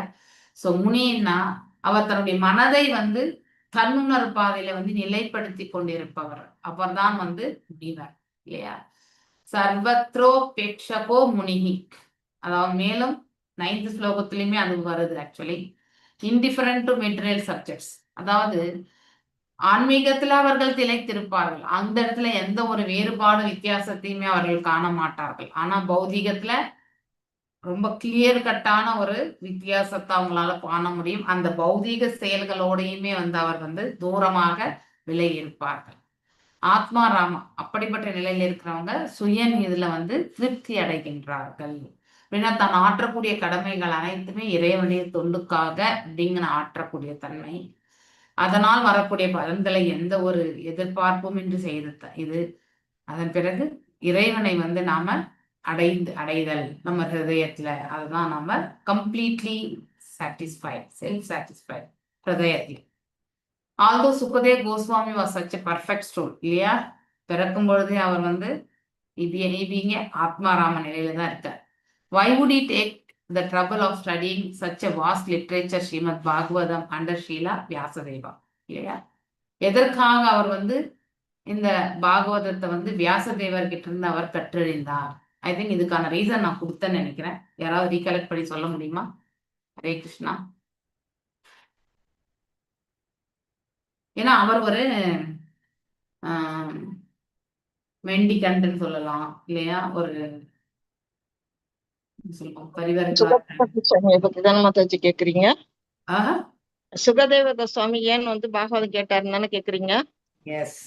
அவர் வந்து பிறவியிலேயே முக்தி அடைந்த ஆத்மாவா இருந்தாலும் பகவானோட லீலைகளால அவர் வந்து கவரப்பட்டார். அதனால அவர் வந்து முழுசா அதை வந்து கற்றறிகிறார் தன்னுடைய தந்தைகிட்ட. He got attracted by the 2 slokas இல்லையா? ஒன்னு வந்து I think 10th chapterல வருது இல்லையா? ஒன்னு வந்து and another one comes in the very beginning chapters only. So வர்ஹாவதம் இல்லையா? அந்த ஸ்லோகம். அடுத்து இன்னொரு ஸ்லோகம் என்ன? வர்ஹாவதம் வந்து பகவானுடைய ரூபத்தினுடைய அதாவது தன்மையை பற்றி எடுத்துரைக்கிறது. அந்த ரூபத்தினுடைய சௌந்தரியத்தை எடுத்துரைக்கிறதுனால ஈடுபட்ட அந்த ஈடுபாடு ஒண்ணு. இன்னொன்னு வந்து பூத்தனாவை வந்து ஒரு கவர்ச்சி ஏற்பட்டது, ஈர்ப்பு ஏற்பட்டது. பூத்தனாவை வந்து தன்னுடைய தாய் ஸ்தானத்துல வந்து நின்று அவளுக்கு வந்து கோலோக விருந்தாவனத்துல தன்னுடைய தாய்க்கு உதவி புரியும் பெண்ணாக வந்து கொடுத்த ஒரு ஸ்தானம் இல்லையா? இந்த 2 நிலைகளை பார்க்கணும். சோ இதை கேட்ட பிறகு இதை விட கருணை உள்ளம் கொண்டவர் யாருமே இந்த பிரபஞ்சத்துல கிடையாது என்பதை வந்து அவர் உணர்ந்ததாலதான் பாகவதத்தை அவர் வந்து கேட்கிறார் இல்லையா? யாருகிட்ட இருந்து? வியாசதேவர்கிட்ட இருந்து கேட்கிறார். Even atmaramas so desire to render unalloyed devotional service to Lord Krishna. இது 10ல இருந்து 11. Krishna attracts everyone. கிருஷ்ணர் எல்லாராலுமே ஈர்க்கப்படுகிறார். even those who have nothing to do with this material world. அதாவது ஞானிகளுக்கும் ஈர்க்கப்படுகிறார், யோகிகளுக்கும் ஈர்க்கப்படுகிறார். அப்படிங்கும்போது பக்தர்களுக்கு இன்னும் சுலபமாக அடையப்பட்டு விடுவார். ஆத்மாராமனுடைய குவாலிட்டிஸ் சிலது எல்லாமே இல்லையா இங்க சொல்லப்பட்டிருக்கிறது. நம்ம ஆனா நிறைய குவாலிட்டிஸ் படிச்சோம் இல்லையா? சோ ஆத்மாராமன் வந்து தன்னுணர்வு பாதையில வந்து நிலை பெற்றிருப்பவர்கள், இந்த பௌதீக பந்தங்களிலிருந்து விடுபட்டிருப்பவர்கள், அதுக்கப்புறம் வந்து பகவானுக்கு அவர்கள் மிக மிக நெருங்கியமானவர்கள் இல்லையா? நித்தியம் விஷ்ணு ஜனப்பிரிய, நித்தியம் மீன்ஸ் எப்பொழுதும் இல்லையா? விஷ்ணு ஜனா அதாவது விஷ்ணுவை அதாவது வணங்கக்கூடிய அந்த பிரஜை, பிரிய விருப்பமானவர்கள் என்று சொல்லப்படுகிறது. they decide to render unalloyed devotional service. எப்பவுமே எதுவுமே எதிர்பார்க்காமல் வந்து தொண்டு புரியுது. அதுதான் வந்து ஆத்மா ராமனுடைய சில அர்த்தங்களாக இந்த இடத்துல சொல்லப்பட்டது. ஸோ இங்க வியாசதேவருமே இம்பர்சனல் இருந்து பர்சனலா ஆனாரு. சுகதேவ சுவாமியுமே வந்து இம்பர்சனல் இருந்து பர்சனல் ஆனவர் தான். 4 குமாரர்களுமே இம்பர்சனல் இருந்து பர்சனல் ஆனவர்கள் தான். பகவானுடைய ரூபத்தினுடைய மகிமைய தெரிஞ்சுட்டு இதனுடைய இந்த அத்தியாயனுடைய இந்த கன்க்ளூஷன் என்னன்னா, இந்த பாகத்தினுடைய கன்க்ளூஷன், பகவான் வந்து தெய்வீக இயல்புகளை கொண்டவர். அதுதான் எல்லா முக்தி பெற்ற ஆத்மாக்களை கூட வந்து ஈர்க்கின்றது. அப்போ முக்தி பெற்ற ஆத்மாக்களை சொல்றதை விட அதாவது முக்தி அடையா முயற்சி பண்ணிட்டு இருக்காங்க அவங்களுடைய இதை வந்து நம்ம கண்டிப்பா பார்க்கணும் இல்லையா? சோ முக்தி பெற்ற ஆத்மாக்கள் ஆல்ரெடி அடைஞ்சாச்சு, இறைவனுடைய குவாலிட்டிஸை புரிஞ்சிருந்தாச்சு, எல்லாமே பண்ணியாச்சு. சோ முக்தியற்ற நிலைமையில இருக்கக்கூடிய ஆத்மாக்களை தான் நாம கண்டிப்பா வந்து அவங்கள நாம இந்த மார்க்கத்துக்கு கொண்டு வரணும். Important of training the child, தெய்வீக நிலைகள்ல வந்து தன்னுடைய பிள்ளைகளுக்கு வந்து வழி நடத்துதல். ஸோ அதுதான் வந்து சப்ஜெக்ட் மேட்டரை பொறுத்தலாம். ஆனா எந்த ஒரு கருத்து மீது அந்த பயிற்சி என்பது இருக்குன்னா இறைவனை பற்றியா. ஓகே, இதை நாம் ஆல்ரெடி படிச்சாச்சு மத்திய லீலையில. I think we went very டீடைல்டா படிச்சிட்டோம் ஆத்மாராமன். இப்போ 8ல இருந்து 11வது ஸ்லோகங்கள் மீண்டும் ஒரு குரூப் ஆக்டிவிட்டி இருக்கு. அதுலயுமே என்ன முக்கியமான கருத்துக்கள் வந்திருக்கு அப்படிங்கிறது வந்து அதனால இங்க சுகதேவ கோஸ்வாமி வந்து ஈர்க்கப்பட்டு இல்லையா? ஸோ அதுல இருந்து வரக்கூடிய ஜெனரல் பிரின்சிபிள்ஸை வந்து நாம இங்க எடுத்துறோம். இங்க 8ல இருந்து 11, 8, 9, 10, 11 4 ஸ்லோகம் தான். இப்பயுமே நான் வந்து உங்களை 2 குரூப்பா பண்றேன். 8, 9 ஃபர்ஸ்ட் குரூப்பு, 10, 11 வந்து செகண்ட் குரூப். ஓகேங்களா? Hare Krishna. Fine. Okay Mataji. Okay Mataji. பொதுவான கருத்துக்கள் வந்து என்னன்றத பார்க்கணும். ஷார்ட் அண்ட் சிம்பிளா அங்க இருக்கிறதே பார்த்து அழகா வந்து நோட் பண்ணி வச்சுட்டு சொல்லுங்க. ஹரே கிருஷ்ணா. எல்லாரும் அக்செப்ட் பண்ணுங்க.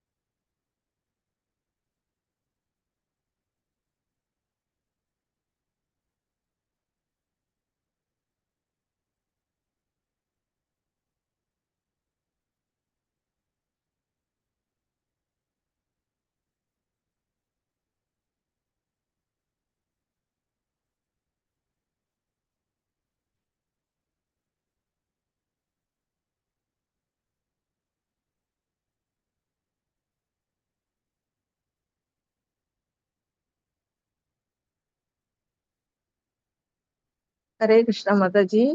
ஹரே கிருஷ்ண மாதாஜி, நீங்க ஃபர்ஸ்ட் பேட்சா நீங்க? இல்ல மாதாஜி, நாங்க செகண்ட் குரூப். ஓகே, நீங்க ஸ்டார்ட் பண்ணுங்க. ஓகே மாதாஜி. வந்து 10 வந்து பத்மா மாதாஜி சொல்றேன்னு இருக்காங்க. நான் செகண்ட் 11 மட்டும் கருத்து சொல்லிடுறேன் மாதாஜி. நான் கொஞ்சம் வெளியில போறேன், சொல்லிட்டு நான் போயிடுறேன். Okay fine. ஹரே கிருஷ்ணா மாதாஜி. இதுல வந்து நம்ம சுகதேவ கோஸ்வாமியோட நிலைகளை தான் வந்து செகண்ட் 11ல வந்து கொடுத்துருக்குறாங்க. அவர் எப்படி வந்து அருவ பிரம்மமா அவர் தாயோட கருவுல இருக்கும் பொழுது இருந்தாரோ, அவர் வெளியில வந்த உடனே அவர் வந்து வீட்டுல தங்க மாட்டாருங்கிறது அவருக்கு வியாசருக்கு தெரிஞ்சிடுது. தெரிஞ்சதுனால அவர் வந்து அப்பவே வந்து அவருக்கு உபதேசம் பண்றாரு கருவுல இருக்கும் பொழுது. இன்னும் வந்து இன்னொரு வந்து இப்ப வியாசர் எப்படின்னா ஒரு தூய பக்தர்களோட சகவாசம் எப்படி வந்து அவருக்கு வந்து உதவுது அப்படிங்கிறது அதுல சொல்லப்பட்டிருக்கு. அதாவது இவரும் வந்து பிரம்மவாதியா தான் இருந்திருக்கிறாரு. நாரதருடைய அந்த சகவாசம் கிடைச்சதுனால அவருடைய அறிவுரையினால அவர் வந்து என்ன செய்யறாரு, மிகச்சிறந்த காவியமா இருக்கக்கூடிய இந்த பாகவதத்தை அவரால் எழுத முடிஞ்சது. அப்போ வந்து நமக்கு இதுல இருந்து என்ன தெரியுது அப்படின்னா, சத்சங்கம் வந்து எவ்வளவு அவசியமானது அப்படிங்கிறது நம்ம ஒரு கருத்து அதுல தெரியுது. அடுத்தது வந்து சுகதேவ கோஸ்வாமியும் அப்படிதான், அதையும் சொல்லிடுங்க.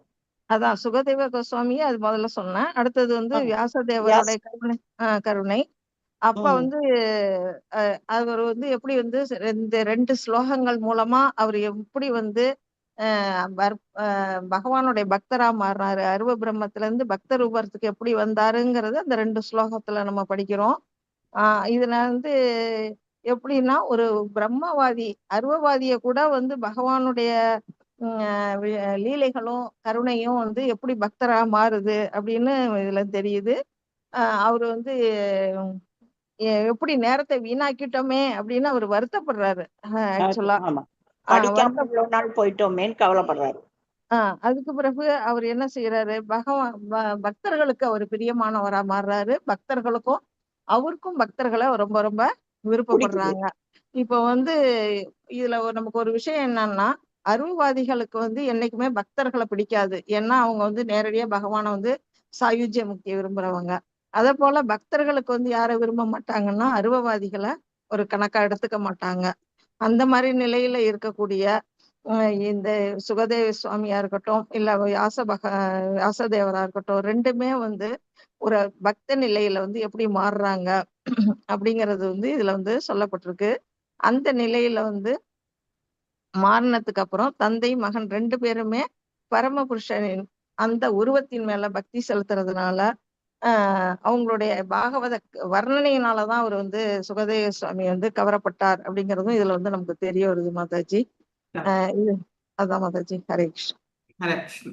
எஸ், ஆத்மாராமது ஷார்ட்டா சொல்லுங்க, ரொம்ப ரொம்ப டீட்டெயிலா போகாதீங்க மாதாஜி.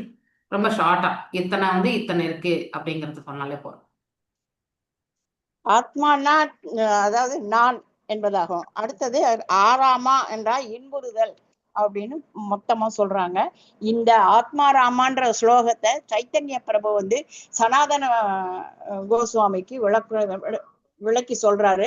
அப்படி சொல்லி கொடுக்கும்பொழுது முதல்ல அந்த ஸ்லோகம் முழுக்க 11 அதுல பண்புகள் இருக்கு, பகவானுடைய 11 பண்புகள் இருக்குங்கிறாரு. அதுக்கப்புறம் ஒவ்வொன்னா சொல்லிட்டு வர்றாரு. ஆத்மா ராமா அப்படிங்கிறது 7 மீனிங் கொடுக்கலாம், ஆத்மா ராமாவுக்கு மட்டும் 7 மீனிங் கொடுக்கலாங்கிறாரு. அப்புறம் முனையக அப்படிங்கிறதுக்கும் அதே மாதிரி 7 மீனிங்ஸ் இருக்கு அப்படிங்கிற. இப்படி ஒன்னொன்னா சொல்லிட்டே இருக்காது. இதுக்கு வந்து அவங்க வந்து ரெஃபரன்ஸா சப்தகோச அப்படிங்கிற ஒரு இத ரெஃபரன்ஸுக்காக அந்த அகராதியை பார்த்து இந்த இதெல்லாம் சொல்றாங்க. இதுல முக்கியமா இந்த உருக்கிரம அப்படிங்கிறது அந்த ஒரு வார்த்தை மட்டும் மிகவும் சிறப்பானது. ஏன்னா அதுக்கு அர்த்தம் வந்து புகழுக்குரிய செயல்களை கொண்ட ஒருவர் அப்படின்னு. அந்த ஒரு வார்த்தை யாருக்கு மட்டும் பொருந்தும் அப்படின்னா, சாதாரண பௌதிகத்தில் இருக்கிறவங்களை குறிப்பிட்டாலும் அது சிறப்பா குறிப்பிடக்கூடியது யாருக்கு அப்படின்னா பகவானுக்கு தான். பகவானுக்கு தான் அனைவரையும் விட மிக சிறப்பானது, ஆற்றலும் அதிகம் சிறப்பானதாகும். அந்த வார்த்தை வந்து அவருக்கு மட்டும்தான் இருக்கு. அவர் வந்து எப்பவும் அவருடைய கோலோக விருந்தாவனத்துலதான் இருக்காரு. அவர் வந்து பலவிதமான லீலைகளை நிகழ்த்தக்கூடியவராக இருக்கிறது. அதனாலதான் அந்த அவருடைய செயல்களை மற்றவர்களுடைய செயலோடு கம்பேர் பண்ணி சொல்ல முடியாது. அதனாலதான் அதுக்கு பேரு உருக்கிரம என்று. அந்த அந்த அதுல வந்து கர்மன்னா அடி, ஸ்டெப்புன்னு பேரு. இந்த உருக்கிரமன்ற சொல்லுதான் மிக முக்கியமான ஒரு சொல்லாக இந்த ஸ்லோகத்துல கருதப்படுது. யார் ஆக்சுவலி உருக்கிரமன்றது யாருக்கு சொல்லப்படுறது? பகவானதான் வாமன தேவருக்கு இல்லையா? அவர் தான் அடியெடுத்து இல்லையா வச்சார். அவருடைய திருவடிகள்ல தான் வந்து இந்த கங்கை தாயுமே வந்து பாய்ந்து குடினாள் அப்படிங்கறதுமே நாம படிச்சிருக்கோம் இல்லையா? உருக்கிரமா எஸ்பெஷலி அவரை மட்டும்தான் சொல்லுதா மாதாஜி. உருக்கிரமா அண்ணலை கிரமா என்றால் அடி. வாமன தேவரை மட்டும்தான் குறிக்கும். வாமன தேவர் அந்த அவதாரத்தை சொல்றேன். ஓகே. ஸோ 10 and 11 வந்து முடிஞ்சது. ஃபர்ஸ்ட் குரூப் நீங்க 8 and 9 நீங்க என்ன படிச்சீங்க? ஹரே கிருஷ்ண மாதாஜி. ஹரே கிருஷ்ண மாதாஜி. வியாசதேவர் ஸ்ரீமத் பாகவதத்தை வந்து தொகுத்தாரு. பிரம்மசூத்திரங்கள் தான் முதல்ல அவர் எழுதினது, வேதாந்த சூத்திரம். அந்த பிரம்மசூத்திரத்துக்காக அவர் அடுத்த ஒரு இயற்கையான விளக்க உரை தான் ஸ்ரீமத் பாகவதம். இந்த பிரம்மசூத்திரங்கிறது தன்னுணர்வு பாதையில ஈடுபட்டவங்களுக்கு உரியதுதான். ஆனா ஸ்ரீமத் பாகவதத்தை கேட்ட உடனேயே ஒருவர் வந்து தன்னுணர்வு பாதையை அடைய முடியும். அது ஒரு முக்கியமான ஒரு தன்னுணர்வு பாதையை அடைவதற்கான ஒரு வழி அப்படின்ட்டு சொல்றாங்க. இது பரமஹம்சர்களுக்கு உரியது. பௌதிகவாதிகளாக இருக்கவங்களுக்கு அவங்களுக்கு கூட அவங்களுடைய இதயங்கள்ல கூட இந்த பாகவதம் படிக்கிறதுனால அது புகுந்து அவங்களையும் வந்து ஏன்னா பௌதிகவாதிகள் புலன் இன்பத்துல ஈடுபட்டிருக்கக்கூடிய கர்மிகள், அவங்களுக்குரிய ஒரு அவங்க அந்த இருக்கக்கூடிய ஒரு பௌதீக நோய்க்கான ஒரு மருந்தாக இருப்பது இந்த பாகவதம் அப்படிங்கிறது சொல்றாங்க. சுகதேவ கோஸ்வாமியை பற்றி சொல்றப்ப என்ன சொல்றாங்க நம்ம தஜி, அவரு இயற்கையிலேயே பிறப்பிலேயே முக்தி பெற்ற ஆத்மாதான். அவர் வந்து தன்னுடைய தந்தை கிட்ட இருந்து ஸ்ரீமத் பாகவத்தை கற்றுக்கொண்டார் அப்படின்னு சொல்றாங்க. ஏன்னா அவர் வந்து முக்தி பெற்றவராக இருந்தாலும் கூட பாகவதத்தை பகவானை பற்றிய அந்த லீலைகள் இதெல்லாம் அவர் ரொம்ப ஈர்த்ததுனால அவர் தந்தையிடமிருந்து கற்றுக்கொண்டார் அப்படின்னு. He got attracted by the qualities of the Lord. அடுத்து இந்த 8வது அத்தியாயப்பட்டதுனால அவர் வந்து ஒரு இது வறண்ட தத்துவ நிலையில இருக்கக்கூடிய, அதாவது ஞான நிலையில இருந்த அவர் ஒரு பக்தனாக மாறினார். அந்த கதை அவனுடைய லீலைகளால் ஈர்க்கப்பட்டதுனால இந்த ஸ்டோரி கூட நம்ம அதுல வந்து இன்க்ளூசிவ் இல்லையா? பிறந்த உடனே அவர் என்ன பண்றார்? காட்டை நோக்கி செல்கிறார். அங்கே அதாவது வியாசதேவர் வந்து பின்னாடியே வர்றார் இல்லையா? ஸோ இந்த கருத்தையுமே நாம் நிறைய வாட்டி படிச்சிருக்கோம். ஸோ மறுபடியும் சொல்ல வேண்டிய அவசியம் கிடையாது. ஸோ அப்படிப்பட்ட, அதாவது எதையுமே வந்து எல்லா இடங்களிலுமே பரமாத்மாவை காணக்கூடிய அத்தகைய குவாலிட்டியோடு இருந்த சுகதேவ் கோஸ்வாமி எவ்வாறு பக்தனானார் அப்படிங்கறத வந்து பார்க்கணும் இல்லையா? கிருஷ்ண மாதாஜி. அடுத்து இதுல 8ல என்ன சொல்லியிருக்காங்கன்னா, பாகவதம் எப்ப வந்து இயற்றப்பட்டது அப்படிங்கறத பற்றி சொல்றப்போ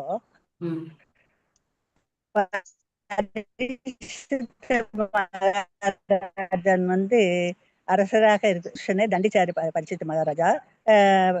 இந்த வேத நூல்கள், ஜோதிட சாஸ்திரம் இதுல கூறப்பட்டிருக்கக்கூடிய கருத்துப்படி கலியுகம் வந்து இப்போ 5000 வருஷங்களுக்கு முன்பாக தோன்றியது. அப்போ ஸ்ரீமத் பாகவதமும் அதுக்கு முன்னாடி தான் தொகுக்கப்பட்டதாக இருக்கணும் அப்படின்னு சொல்லப்பட்டது. புராணங்கள், மகாபாரதம்லாம் வியாசரால் எழுதப்பட்டது. அப்புறம்தான் அவருக்கு ஒரு திருப்தி ஏற்படாதனால நாரதனுடைய ஒரு உரையாடலுக்கு பிறகு அவர் எப்படி பூரணத்துவம் அடைந்தார் அப்படின்னு தெரிஞ்ச பிறகு பகவானை பற்றிய ஒரு லீலைகள், அவருடைய செயல்கள், நாமரூபம், இதை பற்றி எல்லாம் நம்ம பக்தியை பற்றி ரொம்ப இன்சிஸ்ட் பண்ணல அப்படிங்கிற ஒரு உணர்வு வந்து பாகவதம் எழுதினாருன்னு பாக்குறோம் மாதாஜி. நாரதனுடைய உபதேசத்தைப்படி அவர் சொன்னாரு. ஆனா இதற்கு முன்பாகவே நாரதர் வந்து இதுக்கு ஒரு சுருக்கமான உரை எழுதியிருந்தாருன்னு சொல்றாங்க மாதாஜி. ஸ்ரீமத் பாகவதம் வந்து நிவிருத்த மார்க்கம் அப்படிங்கிற ஒரு வழியை பின்பற்றக்கூடிய ஒரு விஞ்ஞானம் அப்படிங்கிறாங்க. நாரதர் வந்து பிரவிருத்தி மார்க்கத்தையே கண்டிக்கிறாரு. அவர் பந்தப்பட்ட ஆத்மாக்கள் எல்லாம் வந்து இயல்பாகவே விரும்பக்கூடிய ஒரு வழியும் வந்து இந்த பிரவருத்தி மார்க்கமா இருக்கு. ஆனா நிவೃತ್ತಿ மார்க்கம் தான் சிறந்ததுன்னு சொல்றேன். 8ல 9 வேற யாரு என் கூட இருக்காங்கன்னு எனக்கு தெரியல மாதாஜி.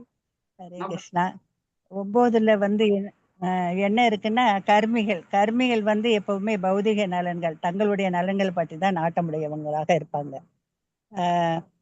லட்சக்கணக்கான கர்மிகள்ல யாராவது ஒருத்தர் தான் தன்னுணர்வு பெற்று ஆத்மாராமாவாக மாற முடியும் அப்படின்னு சொல்றாங்க. ஆத்மானா என்ன அப்படிங்கிற பற்றி ரொம்ப அழகா மாதாஜி சொன்னாங்க. ஆத்மாங்கிறது தான், ஆராமாங்கிறது இன்புறுதல். அதாவது தன்னில் இன்புறக்கூடியவர் தான் ஆத்மாராமம். தன்னில் திருப்தி அடைபவர், தன்னில் இன்புறுபவர். ஆக ஒருவருடைய ஆனந்தத்தினுடைய அளவு வந்து மற்றவங்களுடைய ஆனந்தத்தின் அளவிற்கு வேறுபட்டது. அவங்களுடைய செய்யக்கூடிய ஒரு தன்னுணர்வு பெற்ற நிலைக்கு ஏற்றபடியது. கர்மிகள் வந்து அவங்க ஒரு பௌதிக இன்பத்துல ஈடுபடுறாங்க, புலன் இன்பத்துல. ஆக அவங்க அனுபவிக்கக்கூடிய இன்பம்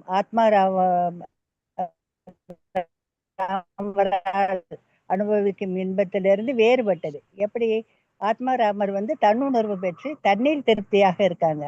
ஆனா இந்த பௌதிகவாதிகள் கர்மிகளுக்கு வந்து திருப்திங்கிறது வராது.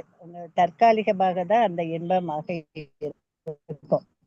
ஆக சுகதேவ கோஸ்வாமி வந்து ரொம்ப ஆத்மாவாக இருந்தாலும் இந்த பாகவதத்தை தன்னுடைய தகப்பனார்கிட்ட இருந்து படிச்சுக்கிட்டாரு. ஏன்னா இது ரொம்ப சிரமம்தான், இருந்தாலும் அந்த பகவானை பற்றி. ஆக ஆத்மா ராம பக்தர்களுக்கு கூட ஸ்ரீமத் பாகவதம் வந்து நம்ம தெரிஞ்சுக்கணும். ஹரே கிருஷ்ண மாதாஜி. ஏதாவது தேங்க்யூ மாதாஜி. Wonderfully compost. வேற யாராவது இன்ஃபர்மேஷன் ஆட் பண்ணணுமா அந்த குரூப்ல? Anyone willing to add any information? Mataji cover பண்ணாங்க. மேஜராகவே 9th ஸ்லோகம் எல்லாமே ஆத்மா ராமா எனக்கூடிய பதத்தினுடைய இன்ட்ரடக்ஷன் மாதிரி, அதனுடைய தத்துவத்தை பற்றி சொல்றது.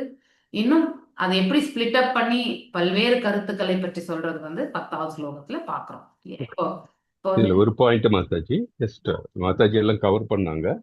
இதுல வந்து ஜஸ்ட் ஒரு இது வந்து ஒரு மெசேஜ் நமக்கு என்னன்னா, ஸ்ரீமத் பாகவதம் வந்து இந்த என்லைட்டன் சோல்ஸ் இல்லை இந்த பரமான்ச நிலையில இருக்கிறவங்களுக்கு உரித்தானதா இருந்தால் கூட வந்து, பட் தென் நம்ம ஒரு நார்மலா இருக்கிறவங்களுக்கு கூட இது வந்து ரொம்ப அது கேட்கும்போது அவர்களுடைய நெஞ்சில், தட் இஸ் அவர்கள் மனதில் சென்று அவர்களை வந்து இறைவன் வழிபடுத்தும்.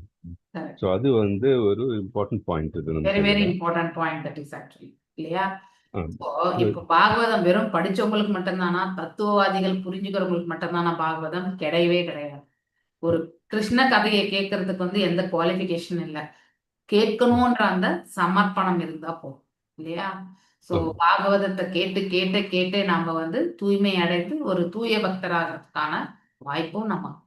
So that is very very important point.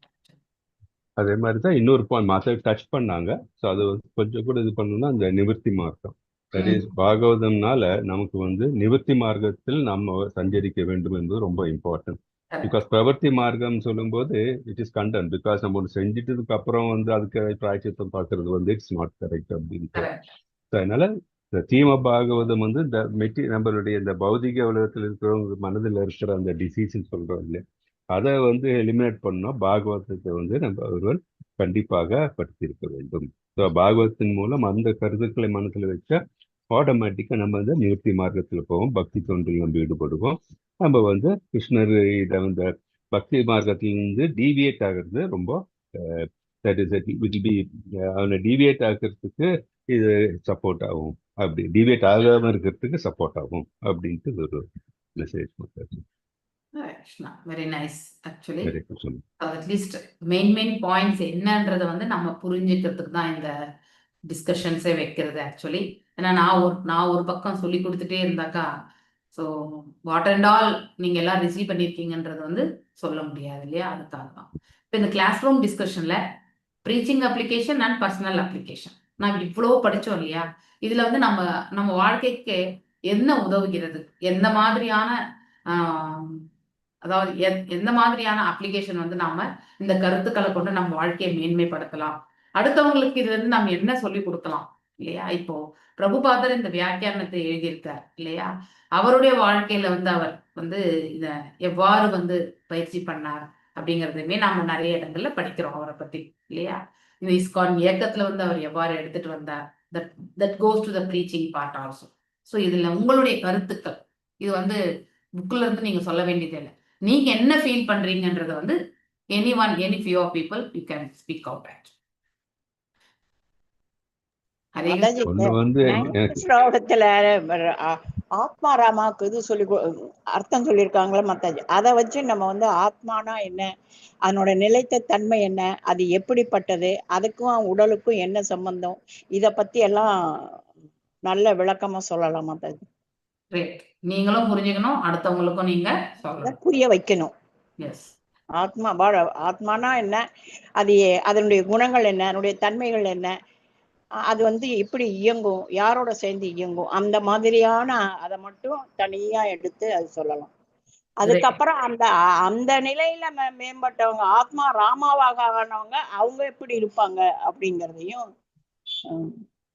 தனியா விளக்கி சொல்லலாம். அதனால என்ன நன்மை மாதாஜி, அதுதான் நாம இப்ப படிக்கணும்.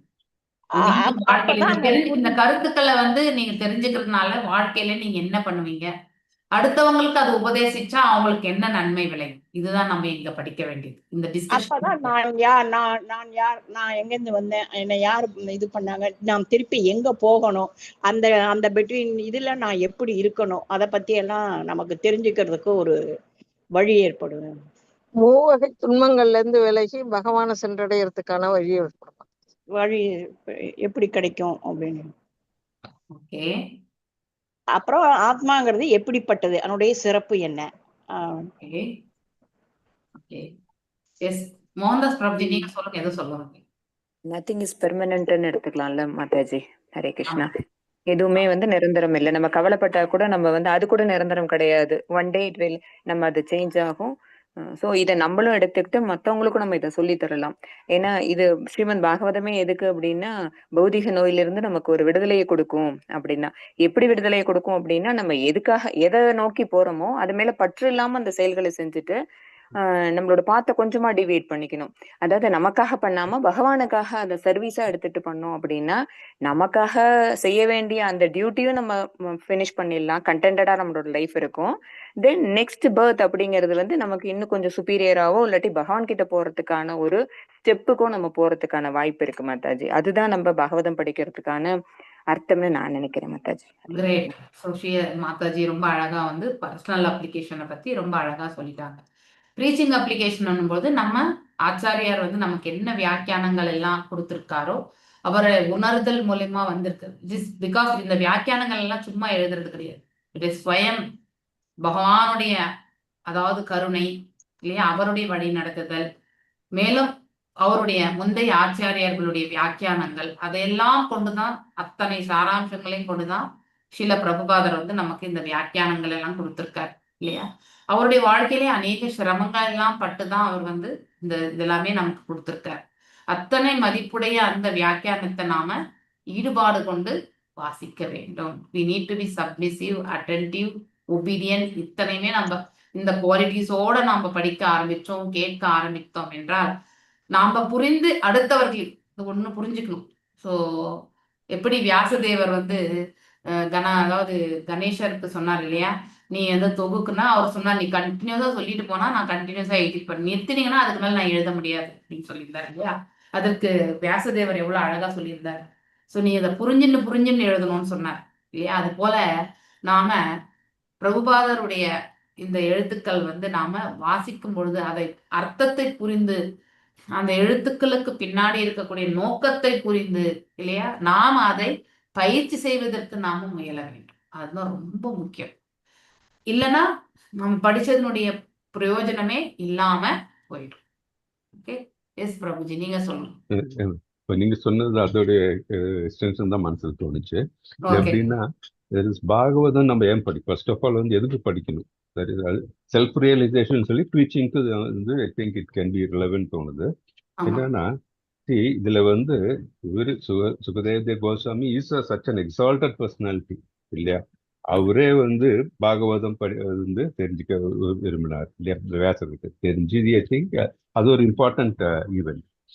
ஸோ ஏன் அது மாதிரி பண்ணார் அப்படின்னு சொன்னா, S it is for everybody. அதான் இந்த 8th ஸ்லோகத்தில் சொல்லியிருக்கு, இட் இஸ் ஃபார் எவ்ரிபடி. பரமஹம்சருக்கு மட்டும் இல்லை, even for the common, I mean other persons all, even for the materialistic world. அது வந்து அப்படி இருக்கும்போது பாகவதம் எந்த அளவுக்கு நம்ம வந்து நம்ம வாழ்க்கைக்கு ஒரு என்ன சொல்றது, it has to be integral part அப்படின்ட்டு நமக்கு தெரியும். நம்ம வந்து மற்ற நம்ம கிட்ட இருந்து பாகவதத்தை நம்ம தனித்து பார்க்க கூடாது, நம்மளோடய சேர்த்தே நம்ம கூட சேர்ந்தே அதை பார்க்கணும். ஸோ பாகவதத்துல சொல்லப்பட்டுள்ள கருத்துக்களை நம்ம வந்து நீங்க சொன்ன மாதிரி கதையா எடுத்துக்காம வந்து அது நம்மளுடைய வாழ்க்கைக்கு ஒரு வழிகாட்டியாக, that it has to be the principle of our life. So that is a biggest thing எனக்கு வந்து அது தோணுச்சு. அதே மாதிரி இதுல வந்து ஒரு இம்பார்ட்டன்ட் ஆஸ்பெக்ட் வந்து நிவர்த்தி மார்க்கம். Because most of things okay நம்ம தான் பண்ணிட்டு அப்புறம் பார்த்துக்கலாம் அப்படின்ட்டு ஒரு காமனா ஒரு அப்ரோச் இருக்கும். இல்லைன்னா யோசிக்காம நம்ம ஏதாச்சும் செஞ்சுட்டு ஓகே அதை எப்படி நம்ம ரெக்டிஃபை பண்ணலாம் அப்படின்னு தோணும். ஆனா அந்த நிவர்த்தி மார்க்கம்னு சொல்லிட்டு that is very important. So we have to be prevention is better than cure இல்லையா. ஸோ நம்ம இந்த சாதனைகள் நம்ம செய்யறது கண்டிப்பாக நம்ம வந்து முழு நம்பிக்கையோட ஃபெய்த்தோடையும் அது முழு ஈடுபாடோடையும் நம்ம செய்யணும். அப்போதான் நம்ம வந்து வி கேன் கிளியர் த பாத். நம்ம வந்து அடி எடுத்து வைக்க முடியும் நம்ம இந்த ஆன்மீகத்தில் ப்ரோக்ரஸ் ஆகிறதுக்கு. இல்லாட்டி நம்ம வந்து ஒவ்வொரு வாட்டி கீழே விழுறதுக்கு சான்சஸ் ரொம்ப ஜாஸ்தி. அது ஒரு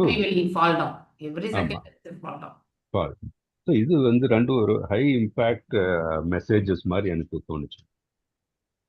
thank you Krishna. Wonderful discussion actually. So இன்னைக்கு நம்ம நிறைய பாயிண்ட்ஸ் எல்லாமே நம்ம கருத்துக்களை எடுத்துட்டு வந்தோம். எல்லாமே பிரபுபாதர் கொடுத்திருக்கக்கூடிய எழுத்துக்கள் தான். ஆனாலும் நாம உணர்ந்தறிந்து பேசக்கூடிய அந்த வாய்ப்பு வந்து கிடைச்சது இல்லையா. ஸோ இங்க நெக்ஸ்ட் வந்து இப்போ நான் அதாவது பரிஷித் மகாராஜனுடைய பிறப்பு, அவருடைய செயல்கள் மற்றும் அவருடைய இறுதி பிரயாணம், இதை பற்றி நாம இந்த இடத்துல படிக்க போறோம். ஸோ இது கேட்கறதுக்கு நமக்கு ஒரு கதையா இருக்கும். ஆனா அந்த ஒவ்வொரு அடியிலுமே அவருடைய செயல்பாடுகளை எப்படி ஒரு தூய பக்தரா அவர் எடுத்துட்டு போனார் அப்படிங்கறதுதான் நாம போக்கஸ் பண்ண வேண்டிய இடம் இல்லையா. இப்ப பரிஷித் மகாராஜ் உத்தரையனுடைய கருவில ஜனித்தார், கிருஷ்ணர் அவரை காப்பாத்தினார். அதுக்கப்புறம் அவருடைய பாட்டனார் யுதிஷ்ட மகாராஜ் வந்து அவருக்கு மணிமகுடம் சூட்டினார். அதுக்கப்புறம் அவருடைய ரதத்தை ஏந்தி எல்லாம் அவருடைய அதாவது ஆட்சி புரியக்கூடிய அந்த ஸ்தலங்களை எல்லாம் சுற்றி வந்தார். வரும்பொழுது அங்கே பசுவும் எருதுவும் இடையிலே வந்து அதாவது துன்புறுத்தப்பட்டு இருக்கிறத பார்க்கிறார். உடனே அந்த துன்புறுத்தக்கூடிய அந்த நபரை வந்து கொன்றுவிட வேண்டும் என்று அவருடைய இடுப்புல இருக்கக்கூடிய வாளை வந்து எடுக்கிறார். அப்போ அந்த பசுவும் எருதுவுமே வந்து பேசுறது, அந்த பசு எதிர்கிட்ட முதல்ல பேசுறார். அவங்க ரெண்டு பேருமே உடைய உரையாடலை பற்றி நம்ம பார்க்கிறோம் இல்லையா. அதெல்லாமே பின்னாடி வரும், நம்ம படிப்போம். அப்போ இருவருமே வந்து இவன் கலிபுருஷனால்தான் நாம வந்து இந்த அளவுக்கு கஷ்டப்படுறோன்ற அந்த இதவே வந்து அவங்க சொல்றதே கிடையாது இல்லையா. சோ அந்த கிரேட் ஹார்ட் இல்லையா, அந்த எருதுக்கும் பசுக்கும் இருந்த பசு வந்து பூதாயிக்கு வந்து பர்சனிஃபைடு எர்த் இல்லையா, பசு வந்து சொல்லப்படுகிறது. அடுத்து எருது வந்து இந்த பர்சனிஃபைடு ஃபார்ம் ஆஃப் தர்மா இல்லையா. ஸோ 4 கால்கள், அதுதான் 4 பில்லர்ஸ் ஆஃப் தர்மா. ஸோ அதுல ஒரே ஒரு ஹானஸ்டி மட்டும்தான் வந்து நிற்குது இல்லையா. மிச்சம் எல்லாமே வந்து அடிபட்டு போயிடுறது. அதுக்கப்புறம் அவர் வந்து காட்டுக்கு வேட்டையாடி விட்டு வர வழியில வந்து அதிகமான பசியும் தாகம் இருந்த பொழுது சமிக்க ரிஷியினுடைய ஆசிரமத்திற்கு எழுந்தருள்றது. அங்கே சமிக்க ரிஷி வந்து அமர்ந்து அவர் ஆழ்நிலையான தியானத்தில் அமர்ந்திருக்கிறது. இருந்தாலும் பரிஷித் மகாராஜா வருகிறார் என்பதையுமே அவரால் காண முடிந்தது. ஆனா அந்த குடில்ல எதுவுமே இல்லாததுனால இவருக்கு தாகமும் பசியும் இருக்க, தான் வந்ததும் ஒரு நாட்டினுடைய அரசனாக இருந்து இந்த பிராமணருக்கு எதையுமே வந்து தனக்கு மரியாதை அப்படின்னா ரிசீவ் பண்ண கூட இல்லை, மோர் தென் நம்மளை வரவேற்கலைன்னாலும் பரவாயில்ல, ஆனா வந்தவருக்கு ஒரு தாகம் பசி என்பதையுமே இங்க வந்து விருந்தோம்பலை பற்றி நம்ம பார்க்கிறோம் இல்லையா. How to receive a person, அதை பத்தியுமே நம்ம வாழ்க்கையில தெரிஞ்சுக்கிறோம் இல்லையா. சோ இந்த கருத்துக்கள். அப்போ அங்க கோபம் என்பதை அறியாத பரிஷித் மகாராஜ், அதாவது that is the mercy of the lord actual. அந்த சமயத்துல அவருக்கு கோபம் வரவழைக்கப்பட்டு அங்கே மரணித்திருந்த ஒரு பாம்பினுடைய அந்த சடலத்தை எடுத்து அவர் கழுத்துல போட்டுட்டு போயிடுறார். ஸோ வெளியே விளையாடிட்டு இருந்த அந்த ஸ்ருங்கி முனி தன்னுடைய தந்தையினுடைய சுச்சுவேஷனை பார்த்து உடனே அவர் என்ன பண்றாரு, எதுவுமே யோசிக்காமல் சபித்து விடுகிறார். 5 இடங்களை கொடுத்த பரீட்சித் மகாராஜா அந்த 5 இடங்களிலுமே கலிபுருஷன் இல்லாத வண்ணம் தன்னுடைய ஆட்சியில வந்து பார்த்துட்டார் இல்லையா. ஸோ நோ ப்ராத்தல்ஸ், அப்புறம் நோ, அதாவது இந்த மதுப்பான கடை இதெல்லாமே எதுவுமே இல்லை இல்லையா. அதுக்கப்புறம் கசாப்பு கடைகள் கிடையாது. அடுத்து வந்து இந்த இது என்னது கேம்பிளிங் இல்லையா, என்ன சூதாட்டம் ஆடக்கூடிய இடமும் கிடையாது இல்லையா. இதெல்லாம் இல்லாம பார்த்துட்ட பிறகு கலிபுருஷன் வந்து கேட்பார், நீ இதெல்லாம் கொடுத்தப்பா, ஆனா உன்னுடைய ஆட்சியில எனக்கு அந்த மாதிரியான இடங்கள் எங்கேயுமே தென்படல நான் வாழ்றதுக்குன்னும் பொழுது அதன் பிறகு தங்கம் இருக்கக்கூடிய இடத்த வந்து கொடுக்குறார் இல்லையா. ஸோ இப்படி இதெல்லாமே அதாவது பனிஷ் பண்ணணும்னு நினைச்ச அந்த கலிபுருஷனுக்கு ரிவார்டுமே கொடுக்கிறார் யாரு, பரீட்சித் மகாராஜ். ஸோ இப்படிப்பட்ட நல்லாட்சி பண்ணிட்டு இருந்த பரீட்சித் மகாராஜ் இப்போ சாபத்தையுமே வந்து ஸ்ருங்கி முனி யோசிக்காமலே என்ன பண்றார், அரசன் என்றும் பாராமல் வந்து சபித்து விடுகிறார். 7 நாட்கள்ல வந்து பாம்பு கடித்து அவர் மரணிக்கணும்ட்டு. ஸோ இதை வழியில வந்து வீட்டுக்கு போய் சேர்ற பொழுது வரைக்கும் கூட அவர் வந்து ஃபீல் பண்றார் பரீட்சித் மகாராஜ். அங்கே சென்ற பிறகு தான் செய்த தவறை உணர ஆரம்பிக்கிறார். அந்த ரிஷிமுனியருடைய உண்மையான நிலையை பற்றி அவர் யோசிக்கும் பொழுது அந்த மரணித்து கிடந்த அந்த பாம்பினுடைய சடலத்தை தான் செய்தது எவ்வளவு அபத்தமான செயல் அப்படின்னு வந்து எண்ணி பார்க்கிறார். ஸோ அதை எண்ணி பார்க்கும் பொழுது தானே வந்து தன்னுடைய மனஸ்பூர்த்தியா வந்து இறைவனிடத்துல வந்து மன்னிப்பையும் கேட்கிறார். சின்சியர்லி ரிபெண்டட். தான் ஆற்றிய தவறுக்காக அவர் வந்து மன வருத்தப்பட்டார். அதனால விளையக்கூடிய ஒரு தவறு இழைத்த பிறகு அதற்கான தண்டனை என்பது கண்டிப்பாக உண்டு. அந்த தண்டனை எதுவாக இருந்தாலும் தான் அனுபவிக்கிறதுக்காக பகவான்கிட்ட பிரார்த்திக்கிறார். தன்னுடைய குடும்பமோ நாட்டுக்கோ எந்த ஒரு செயலும் எந்த ஒரு கீழான நிலையும் ஏற்படுத்திடக்கூடாது அப்படிங்கிறதுமே அவர் வந்து வேண்டிக்கிறார். So that's how a person should be இல்லையா. ஆனா நாம் அப்படி கிடையாது. அடுத்தவங்களுடைய குறைகளை மட்டும்தான் நாம் நோக்கும், நம்ம குறைகளை நாம் என்னைக்குமே கவனிக்கிறது கிடையாது. ஸோ இன்னும் 7 நாட்கள் இருக்குன்னும் போது உடனே ஜனமே ஜெயமனுக்கு வந்து மணிமுகுடத்தை சூட்டிவிட்டு துறவரவானைக்கு பூண்டு அவர் வந்து யமுனை நதிக்கரை ஓரத்துல வந்து அமர்ந்து தவத்தை பண்ணணும்னு நினைக்கிறார். ஸோ அப்போ அங்கே இந்த மாதிரியான விஷயம் நடந்ததை எண்ணி எங்கிருந்த எல்லாருமே வந்து அங்க கூடியிருந்தாங்க, இன்க்ளூடிங் நாரத மகரிஷி இல்லையா, வேதவியாசர் எல்லாருமே இருந்தாங்க. ஸோ அப்போ சுகதேவ கோஸ்வாமியுமே அவரும் வந்து இப்போ பாகவதத்தை பேச போகிறார் இவருக்கு இல்லையா. 7 நாட்கள்ல வந்து பாகவதத்தை எடுத்துரைத்து இல்லையா, 7ஆவது நாள் வந்து பாம்பு கடித்து மரணிக்க வேண்டியது வந்து பரீட்சித் மகாராஜ். ஆனா உண்மையிலேயே பாம்பு கடிச்சுதான் பரீட்சித் மகாராஜா மரணித்தாரா? இல்லவே இல்லை. பாம்பு வந்து கடிக்கிறதுக்கு முன்னாடியே அந்த உடலை நீங்கினார். ஹரே கிருஷ்ணா கிருஷ்ணா கிருஷ்ணா ஹரே ஹரே, ஹரே ராமா ராம ராமா ஹரே ஹரே. சோ அந்த பாம்பு அதுக்கப்புறம் வந்து கடிச்சாலும் அது என்னது, ஒரு செத்த உடலை கடித்ததுக்கு சம்பந்தம் இல்லையா. ஸோ அந்த வாய்ப்பையுமே வந்து பகவான் வந்து தூய பக்தருக்கு எவ்வளவு ரட்சணை கொடுத்துருக்காருன்றத நாம படிக்கணும். ஸோ இத்தனையுமே வந்து இந்த ஸ்டோரி இதெல்லாமே வந்து இங்க அனைத்துமே இறைவனை மையமாக வைத்துதான் செயல்படுத்தப்படுகிறது இல்லையா. ஸோ அதனால இந்த கதை ரொம்ப ரொம்பவுமே அதாவது ஸ்வீட் பார்ட் அது நம்ம படிக்கிறோம். ஸோ இப்போ அஸ்வத்தாமன் இதுவுமே நம்ம 24th அதாவது இந்த ஸ்லைடோட நான் இன்னைக்கு நிறுத்துறேன். நான் அர்ஜுனா வந்து இப்ப கதை ஆல்ரெடி நான் உங்களுக்கு ஸ்டார்ட் பண்ணும்போதே அந்த கதையை சொன்னேன். அஸ்வத்தாமனை வந்து பிடிக்கிறாரு. அவன் வந்து என்ன செய்யறான், பிரம்மாஸ்திரத்தை எய்து விடுகின்றான். Okay. So difference between the divine person and demonic person. Ashwatthama வந்து அசுர இயல்பு. இவன் தான் பிராமணனா இருந்தாலும் அவனுடைய செயல்கள் எல்லாமே அதர்மமான செயல்களாக இருப்பதால அவன் ஆசுர இயல்புகளோட அவனுக்கு ஒப்பிடப்படுகிறது. அர்ஜுனர் வந்து அவருடைய செயல்களை எல்லாமே தெய்வீக தன்மையோட தர்மத்தோட செயல்படுகிறார். ஸோ இதற்கு மூல காரணம் இங்க பாத்தீங்கன்னா அதாவது 5 குழந்தைகள் வந்து திரௌபதியுடைய குழந்தைகள் கொல்லப்படுகிறது அஸ்வத்தாமனால. அதனால மன உளைச்சல் பண்றாங்க. அதுக்கப்புறம் அர்ஜுனர் வந்து அவருக்கு வந்து சத்தியம் பண்ணி கொடுக்குறார். ஸோ அவங்கள வந்து திருப்திப்படுத்தக்கூடிய அந்த செயலை வந்து கண்டிப்பா செய்ய போறாங்க. இதற்கு பழி தீர்க்காம இருக்க மாட்டேங்கிறதையுமே வந்து வாக்குறுதி கொடுக்கிறார். அஸ்வத்தாமன் வந்து அர்ஜுனர் வரதை பார்க்கிறார். அர்ஜுனன் எதை பார்த்தான், பிரம்மாஸ்திரம் வரதை பார்த்தான். அஸ்வத்தாமனுக்கு பயத்தினால்தான் பிரம்மாஸ்திரத்தை விட்டான்.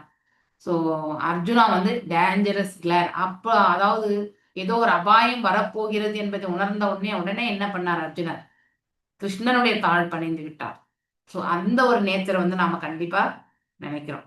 இவனுக்கு பயம் வந்த உடனே என்ன பண்ணிட்டான்? பிரம்மாஸ்திரத்தை விட்டுட்டான் இல்லையா? ஏன்னா he thinks he is the doer. கர்மண்யவே அதிகாரஸ்தே மா கர்ம பலேஷு கதாச்சனஹா. அந்த ஒரு ஞானம் இருக்கவில்லை அவனுக்கு. தன்னை ரட்சிக்கிறதுக்கு என்ன செயல் செய்யணுமோ அந்த செயலை செய்து விட்டான். So in precarious situation as desired, அதாவது பாத்தீங்கன்னாக்கா அது மேலும் வந்து அந்த குதிரைகள் ஓடலை இல்லையா? அதனாலதான் அவன் வந்து அர்ஜுனர் இடத்துல சிக்கிக் கொள்கின்றான். ஆனா அர்ஜுனர் என்ன பண்ணாரு? இறைவனுடைய திருவடிகளை வந்து தஞ்சம் அடைந்தார். சோ என்ன பண்ணணும்னு தெரியாதப்ப நாம் என்ன பண்ணணும்? இறைவன் தாழ் பணியணும். ஓரளவுக்கு நமக்கு அனலைஸ் பண்ணி இது கரெக்டா வரும்னு தெரிஞ்சு செய்யறது இறைவனை மையமாக வைத்து செய்யலாம். ஆனால் இந்த செயல் எப்படி எடுத்து செல்லணும்ன்றத வந்து தெரியாத பொழுது ஆட்டோமேட்டிக்கலி நாம இறைவன் தாழ் பணியது தான் மிக மிக உசிதமான செயல். அஸ்வத்தாமனுக்கு வேற வழியே தெரியல, இவருக்கு கூட வேற வழி தெரியல. ஆனா இது ஒன்றுதான் அனைவருக்குமே உத்தமமான வழி. அனைவருக்குமே உத்தமமான வழியைத்தான் வந்து அர்ஜுனர் வந்து பின்பற்றினார் இல்லையா? How to deal with the situation, இந்த சூழ்நிலையை எப்படி எதிர்கொள்றது? நம்ம வாழ்க்கையில எத்தனையோ சூழ்நிலைகளை நாம பார்த்திருப்போம் இல்லையா? அதெல்லாம் நம்ம எப்படி எதிர்கொள்றதுன்றது இறைவனிடத்துல நாம மனசுல கண்டிப்பா கேட்கணும். ஓகே, அவன் என்ன பண்ணான்? பிரம்மாஸ்திரத்தை விட்டான். So which is dangerous to the entire creation. எல்லாத்தையுமே அழிச்சிடும், நாட் ஜஸ்ட் அர்ஜுனா. இதோ அஸ்வத்தாமா ஹேட் நோ கண்ட்ரோல். அவனுக்கு அவனுடைய புலன்கள் செயல்கள் மீது எந்த ஒரு கட்டுப்பாடுமே கிடையாது. மேலும் அந்த அதாவது பிரம்மாஸ்திரத்தை வந்து திரும்பி பெறக்கூடிய அந்த அதாவது மந்திரங்களுமே அவனுக்கு தெரியாது. அவனுக்கு விடுறதுக்கு மட்டும்தான் தெரியும், பிரம்மாஸ்திரத்தை எய்வதற்கு மட்டும்தான் தெரியும். அது மீண்டும் திரும்ப பெறக்கூடிய அந்த யுக்தியை வந்து அவன் வந்து தன்னுடைய தந்தையிடத்திலிருந்து அவன் பயிலவில்லை இல்லையா? ஸோ நான் இன்னைக்கு இந்த ஸ்லைடோட நிறுத்துறேன் நான். ஸோ 15th ஸ்லைட் அடுத்த வாரம் நம்ம வெட்னஸ்டே தொடரலாம். ஓகே, வாஞ்ச கல்பதாரூபிய கிருபா சிந்து பேபச்ச பतितानां पावनेभ्यो वैष्णवेभ्यो नमो नमः. अनंत कोटि वैष्णव वृंद की जय. नामाचार्य हरिदास ठाकुर की जय. हरे कृष्णा कृष्ण कृष्ण हरे हरे, हरे राम राम राम हरे हरे, हरे कृष्ण. हरे कृष्ण.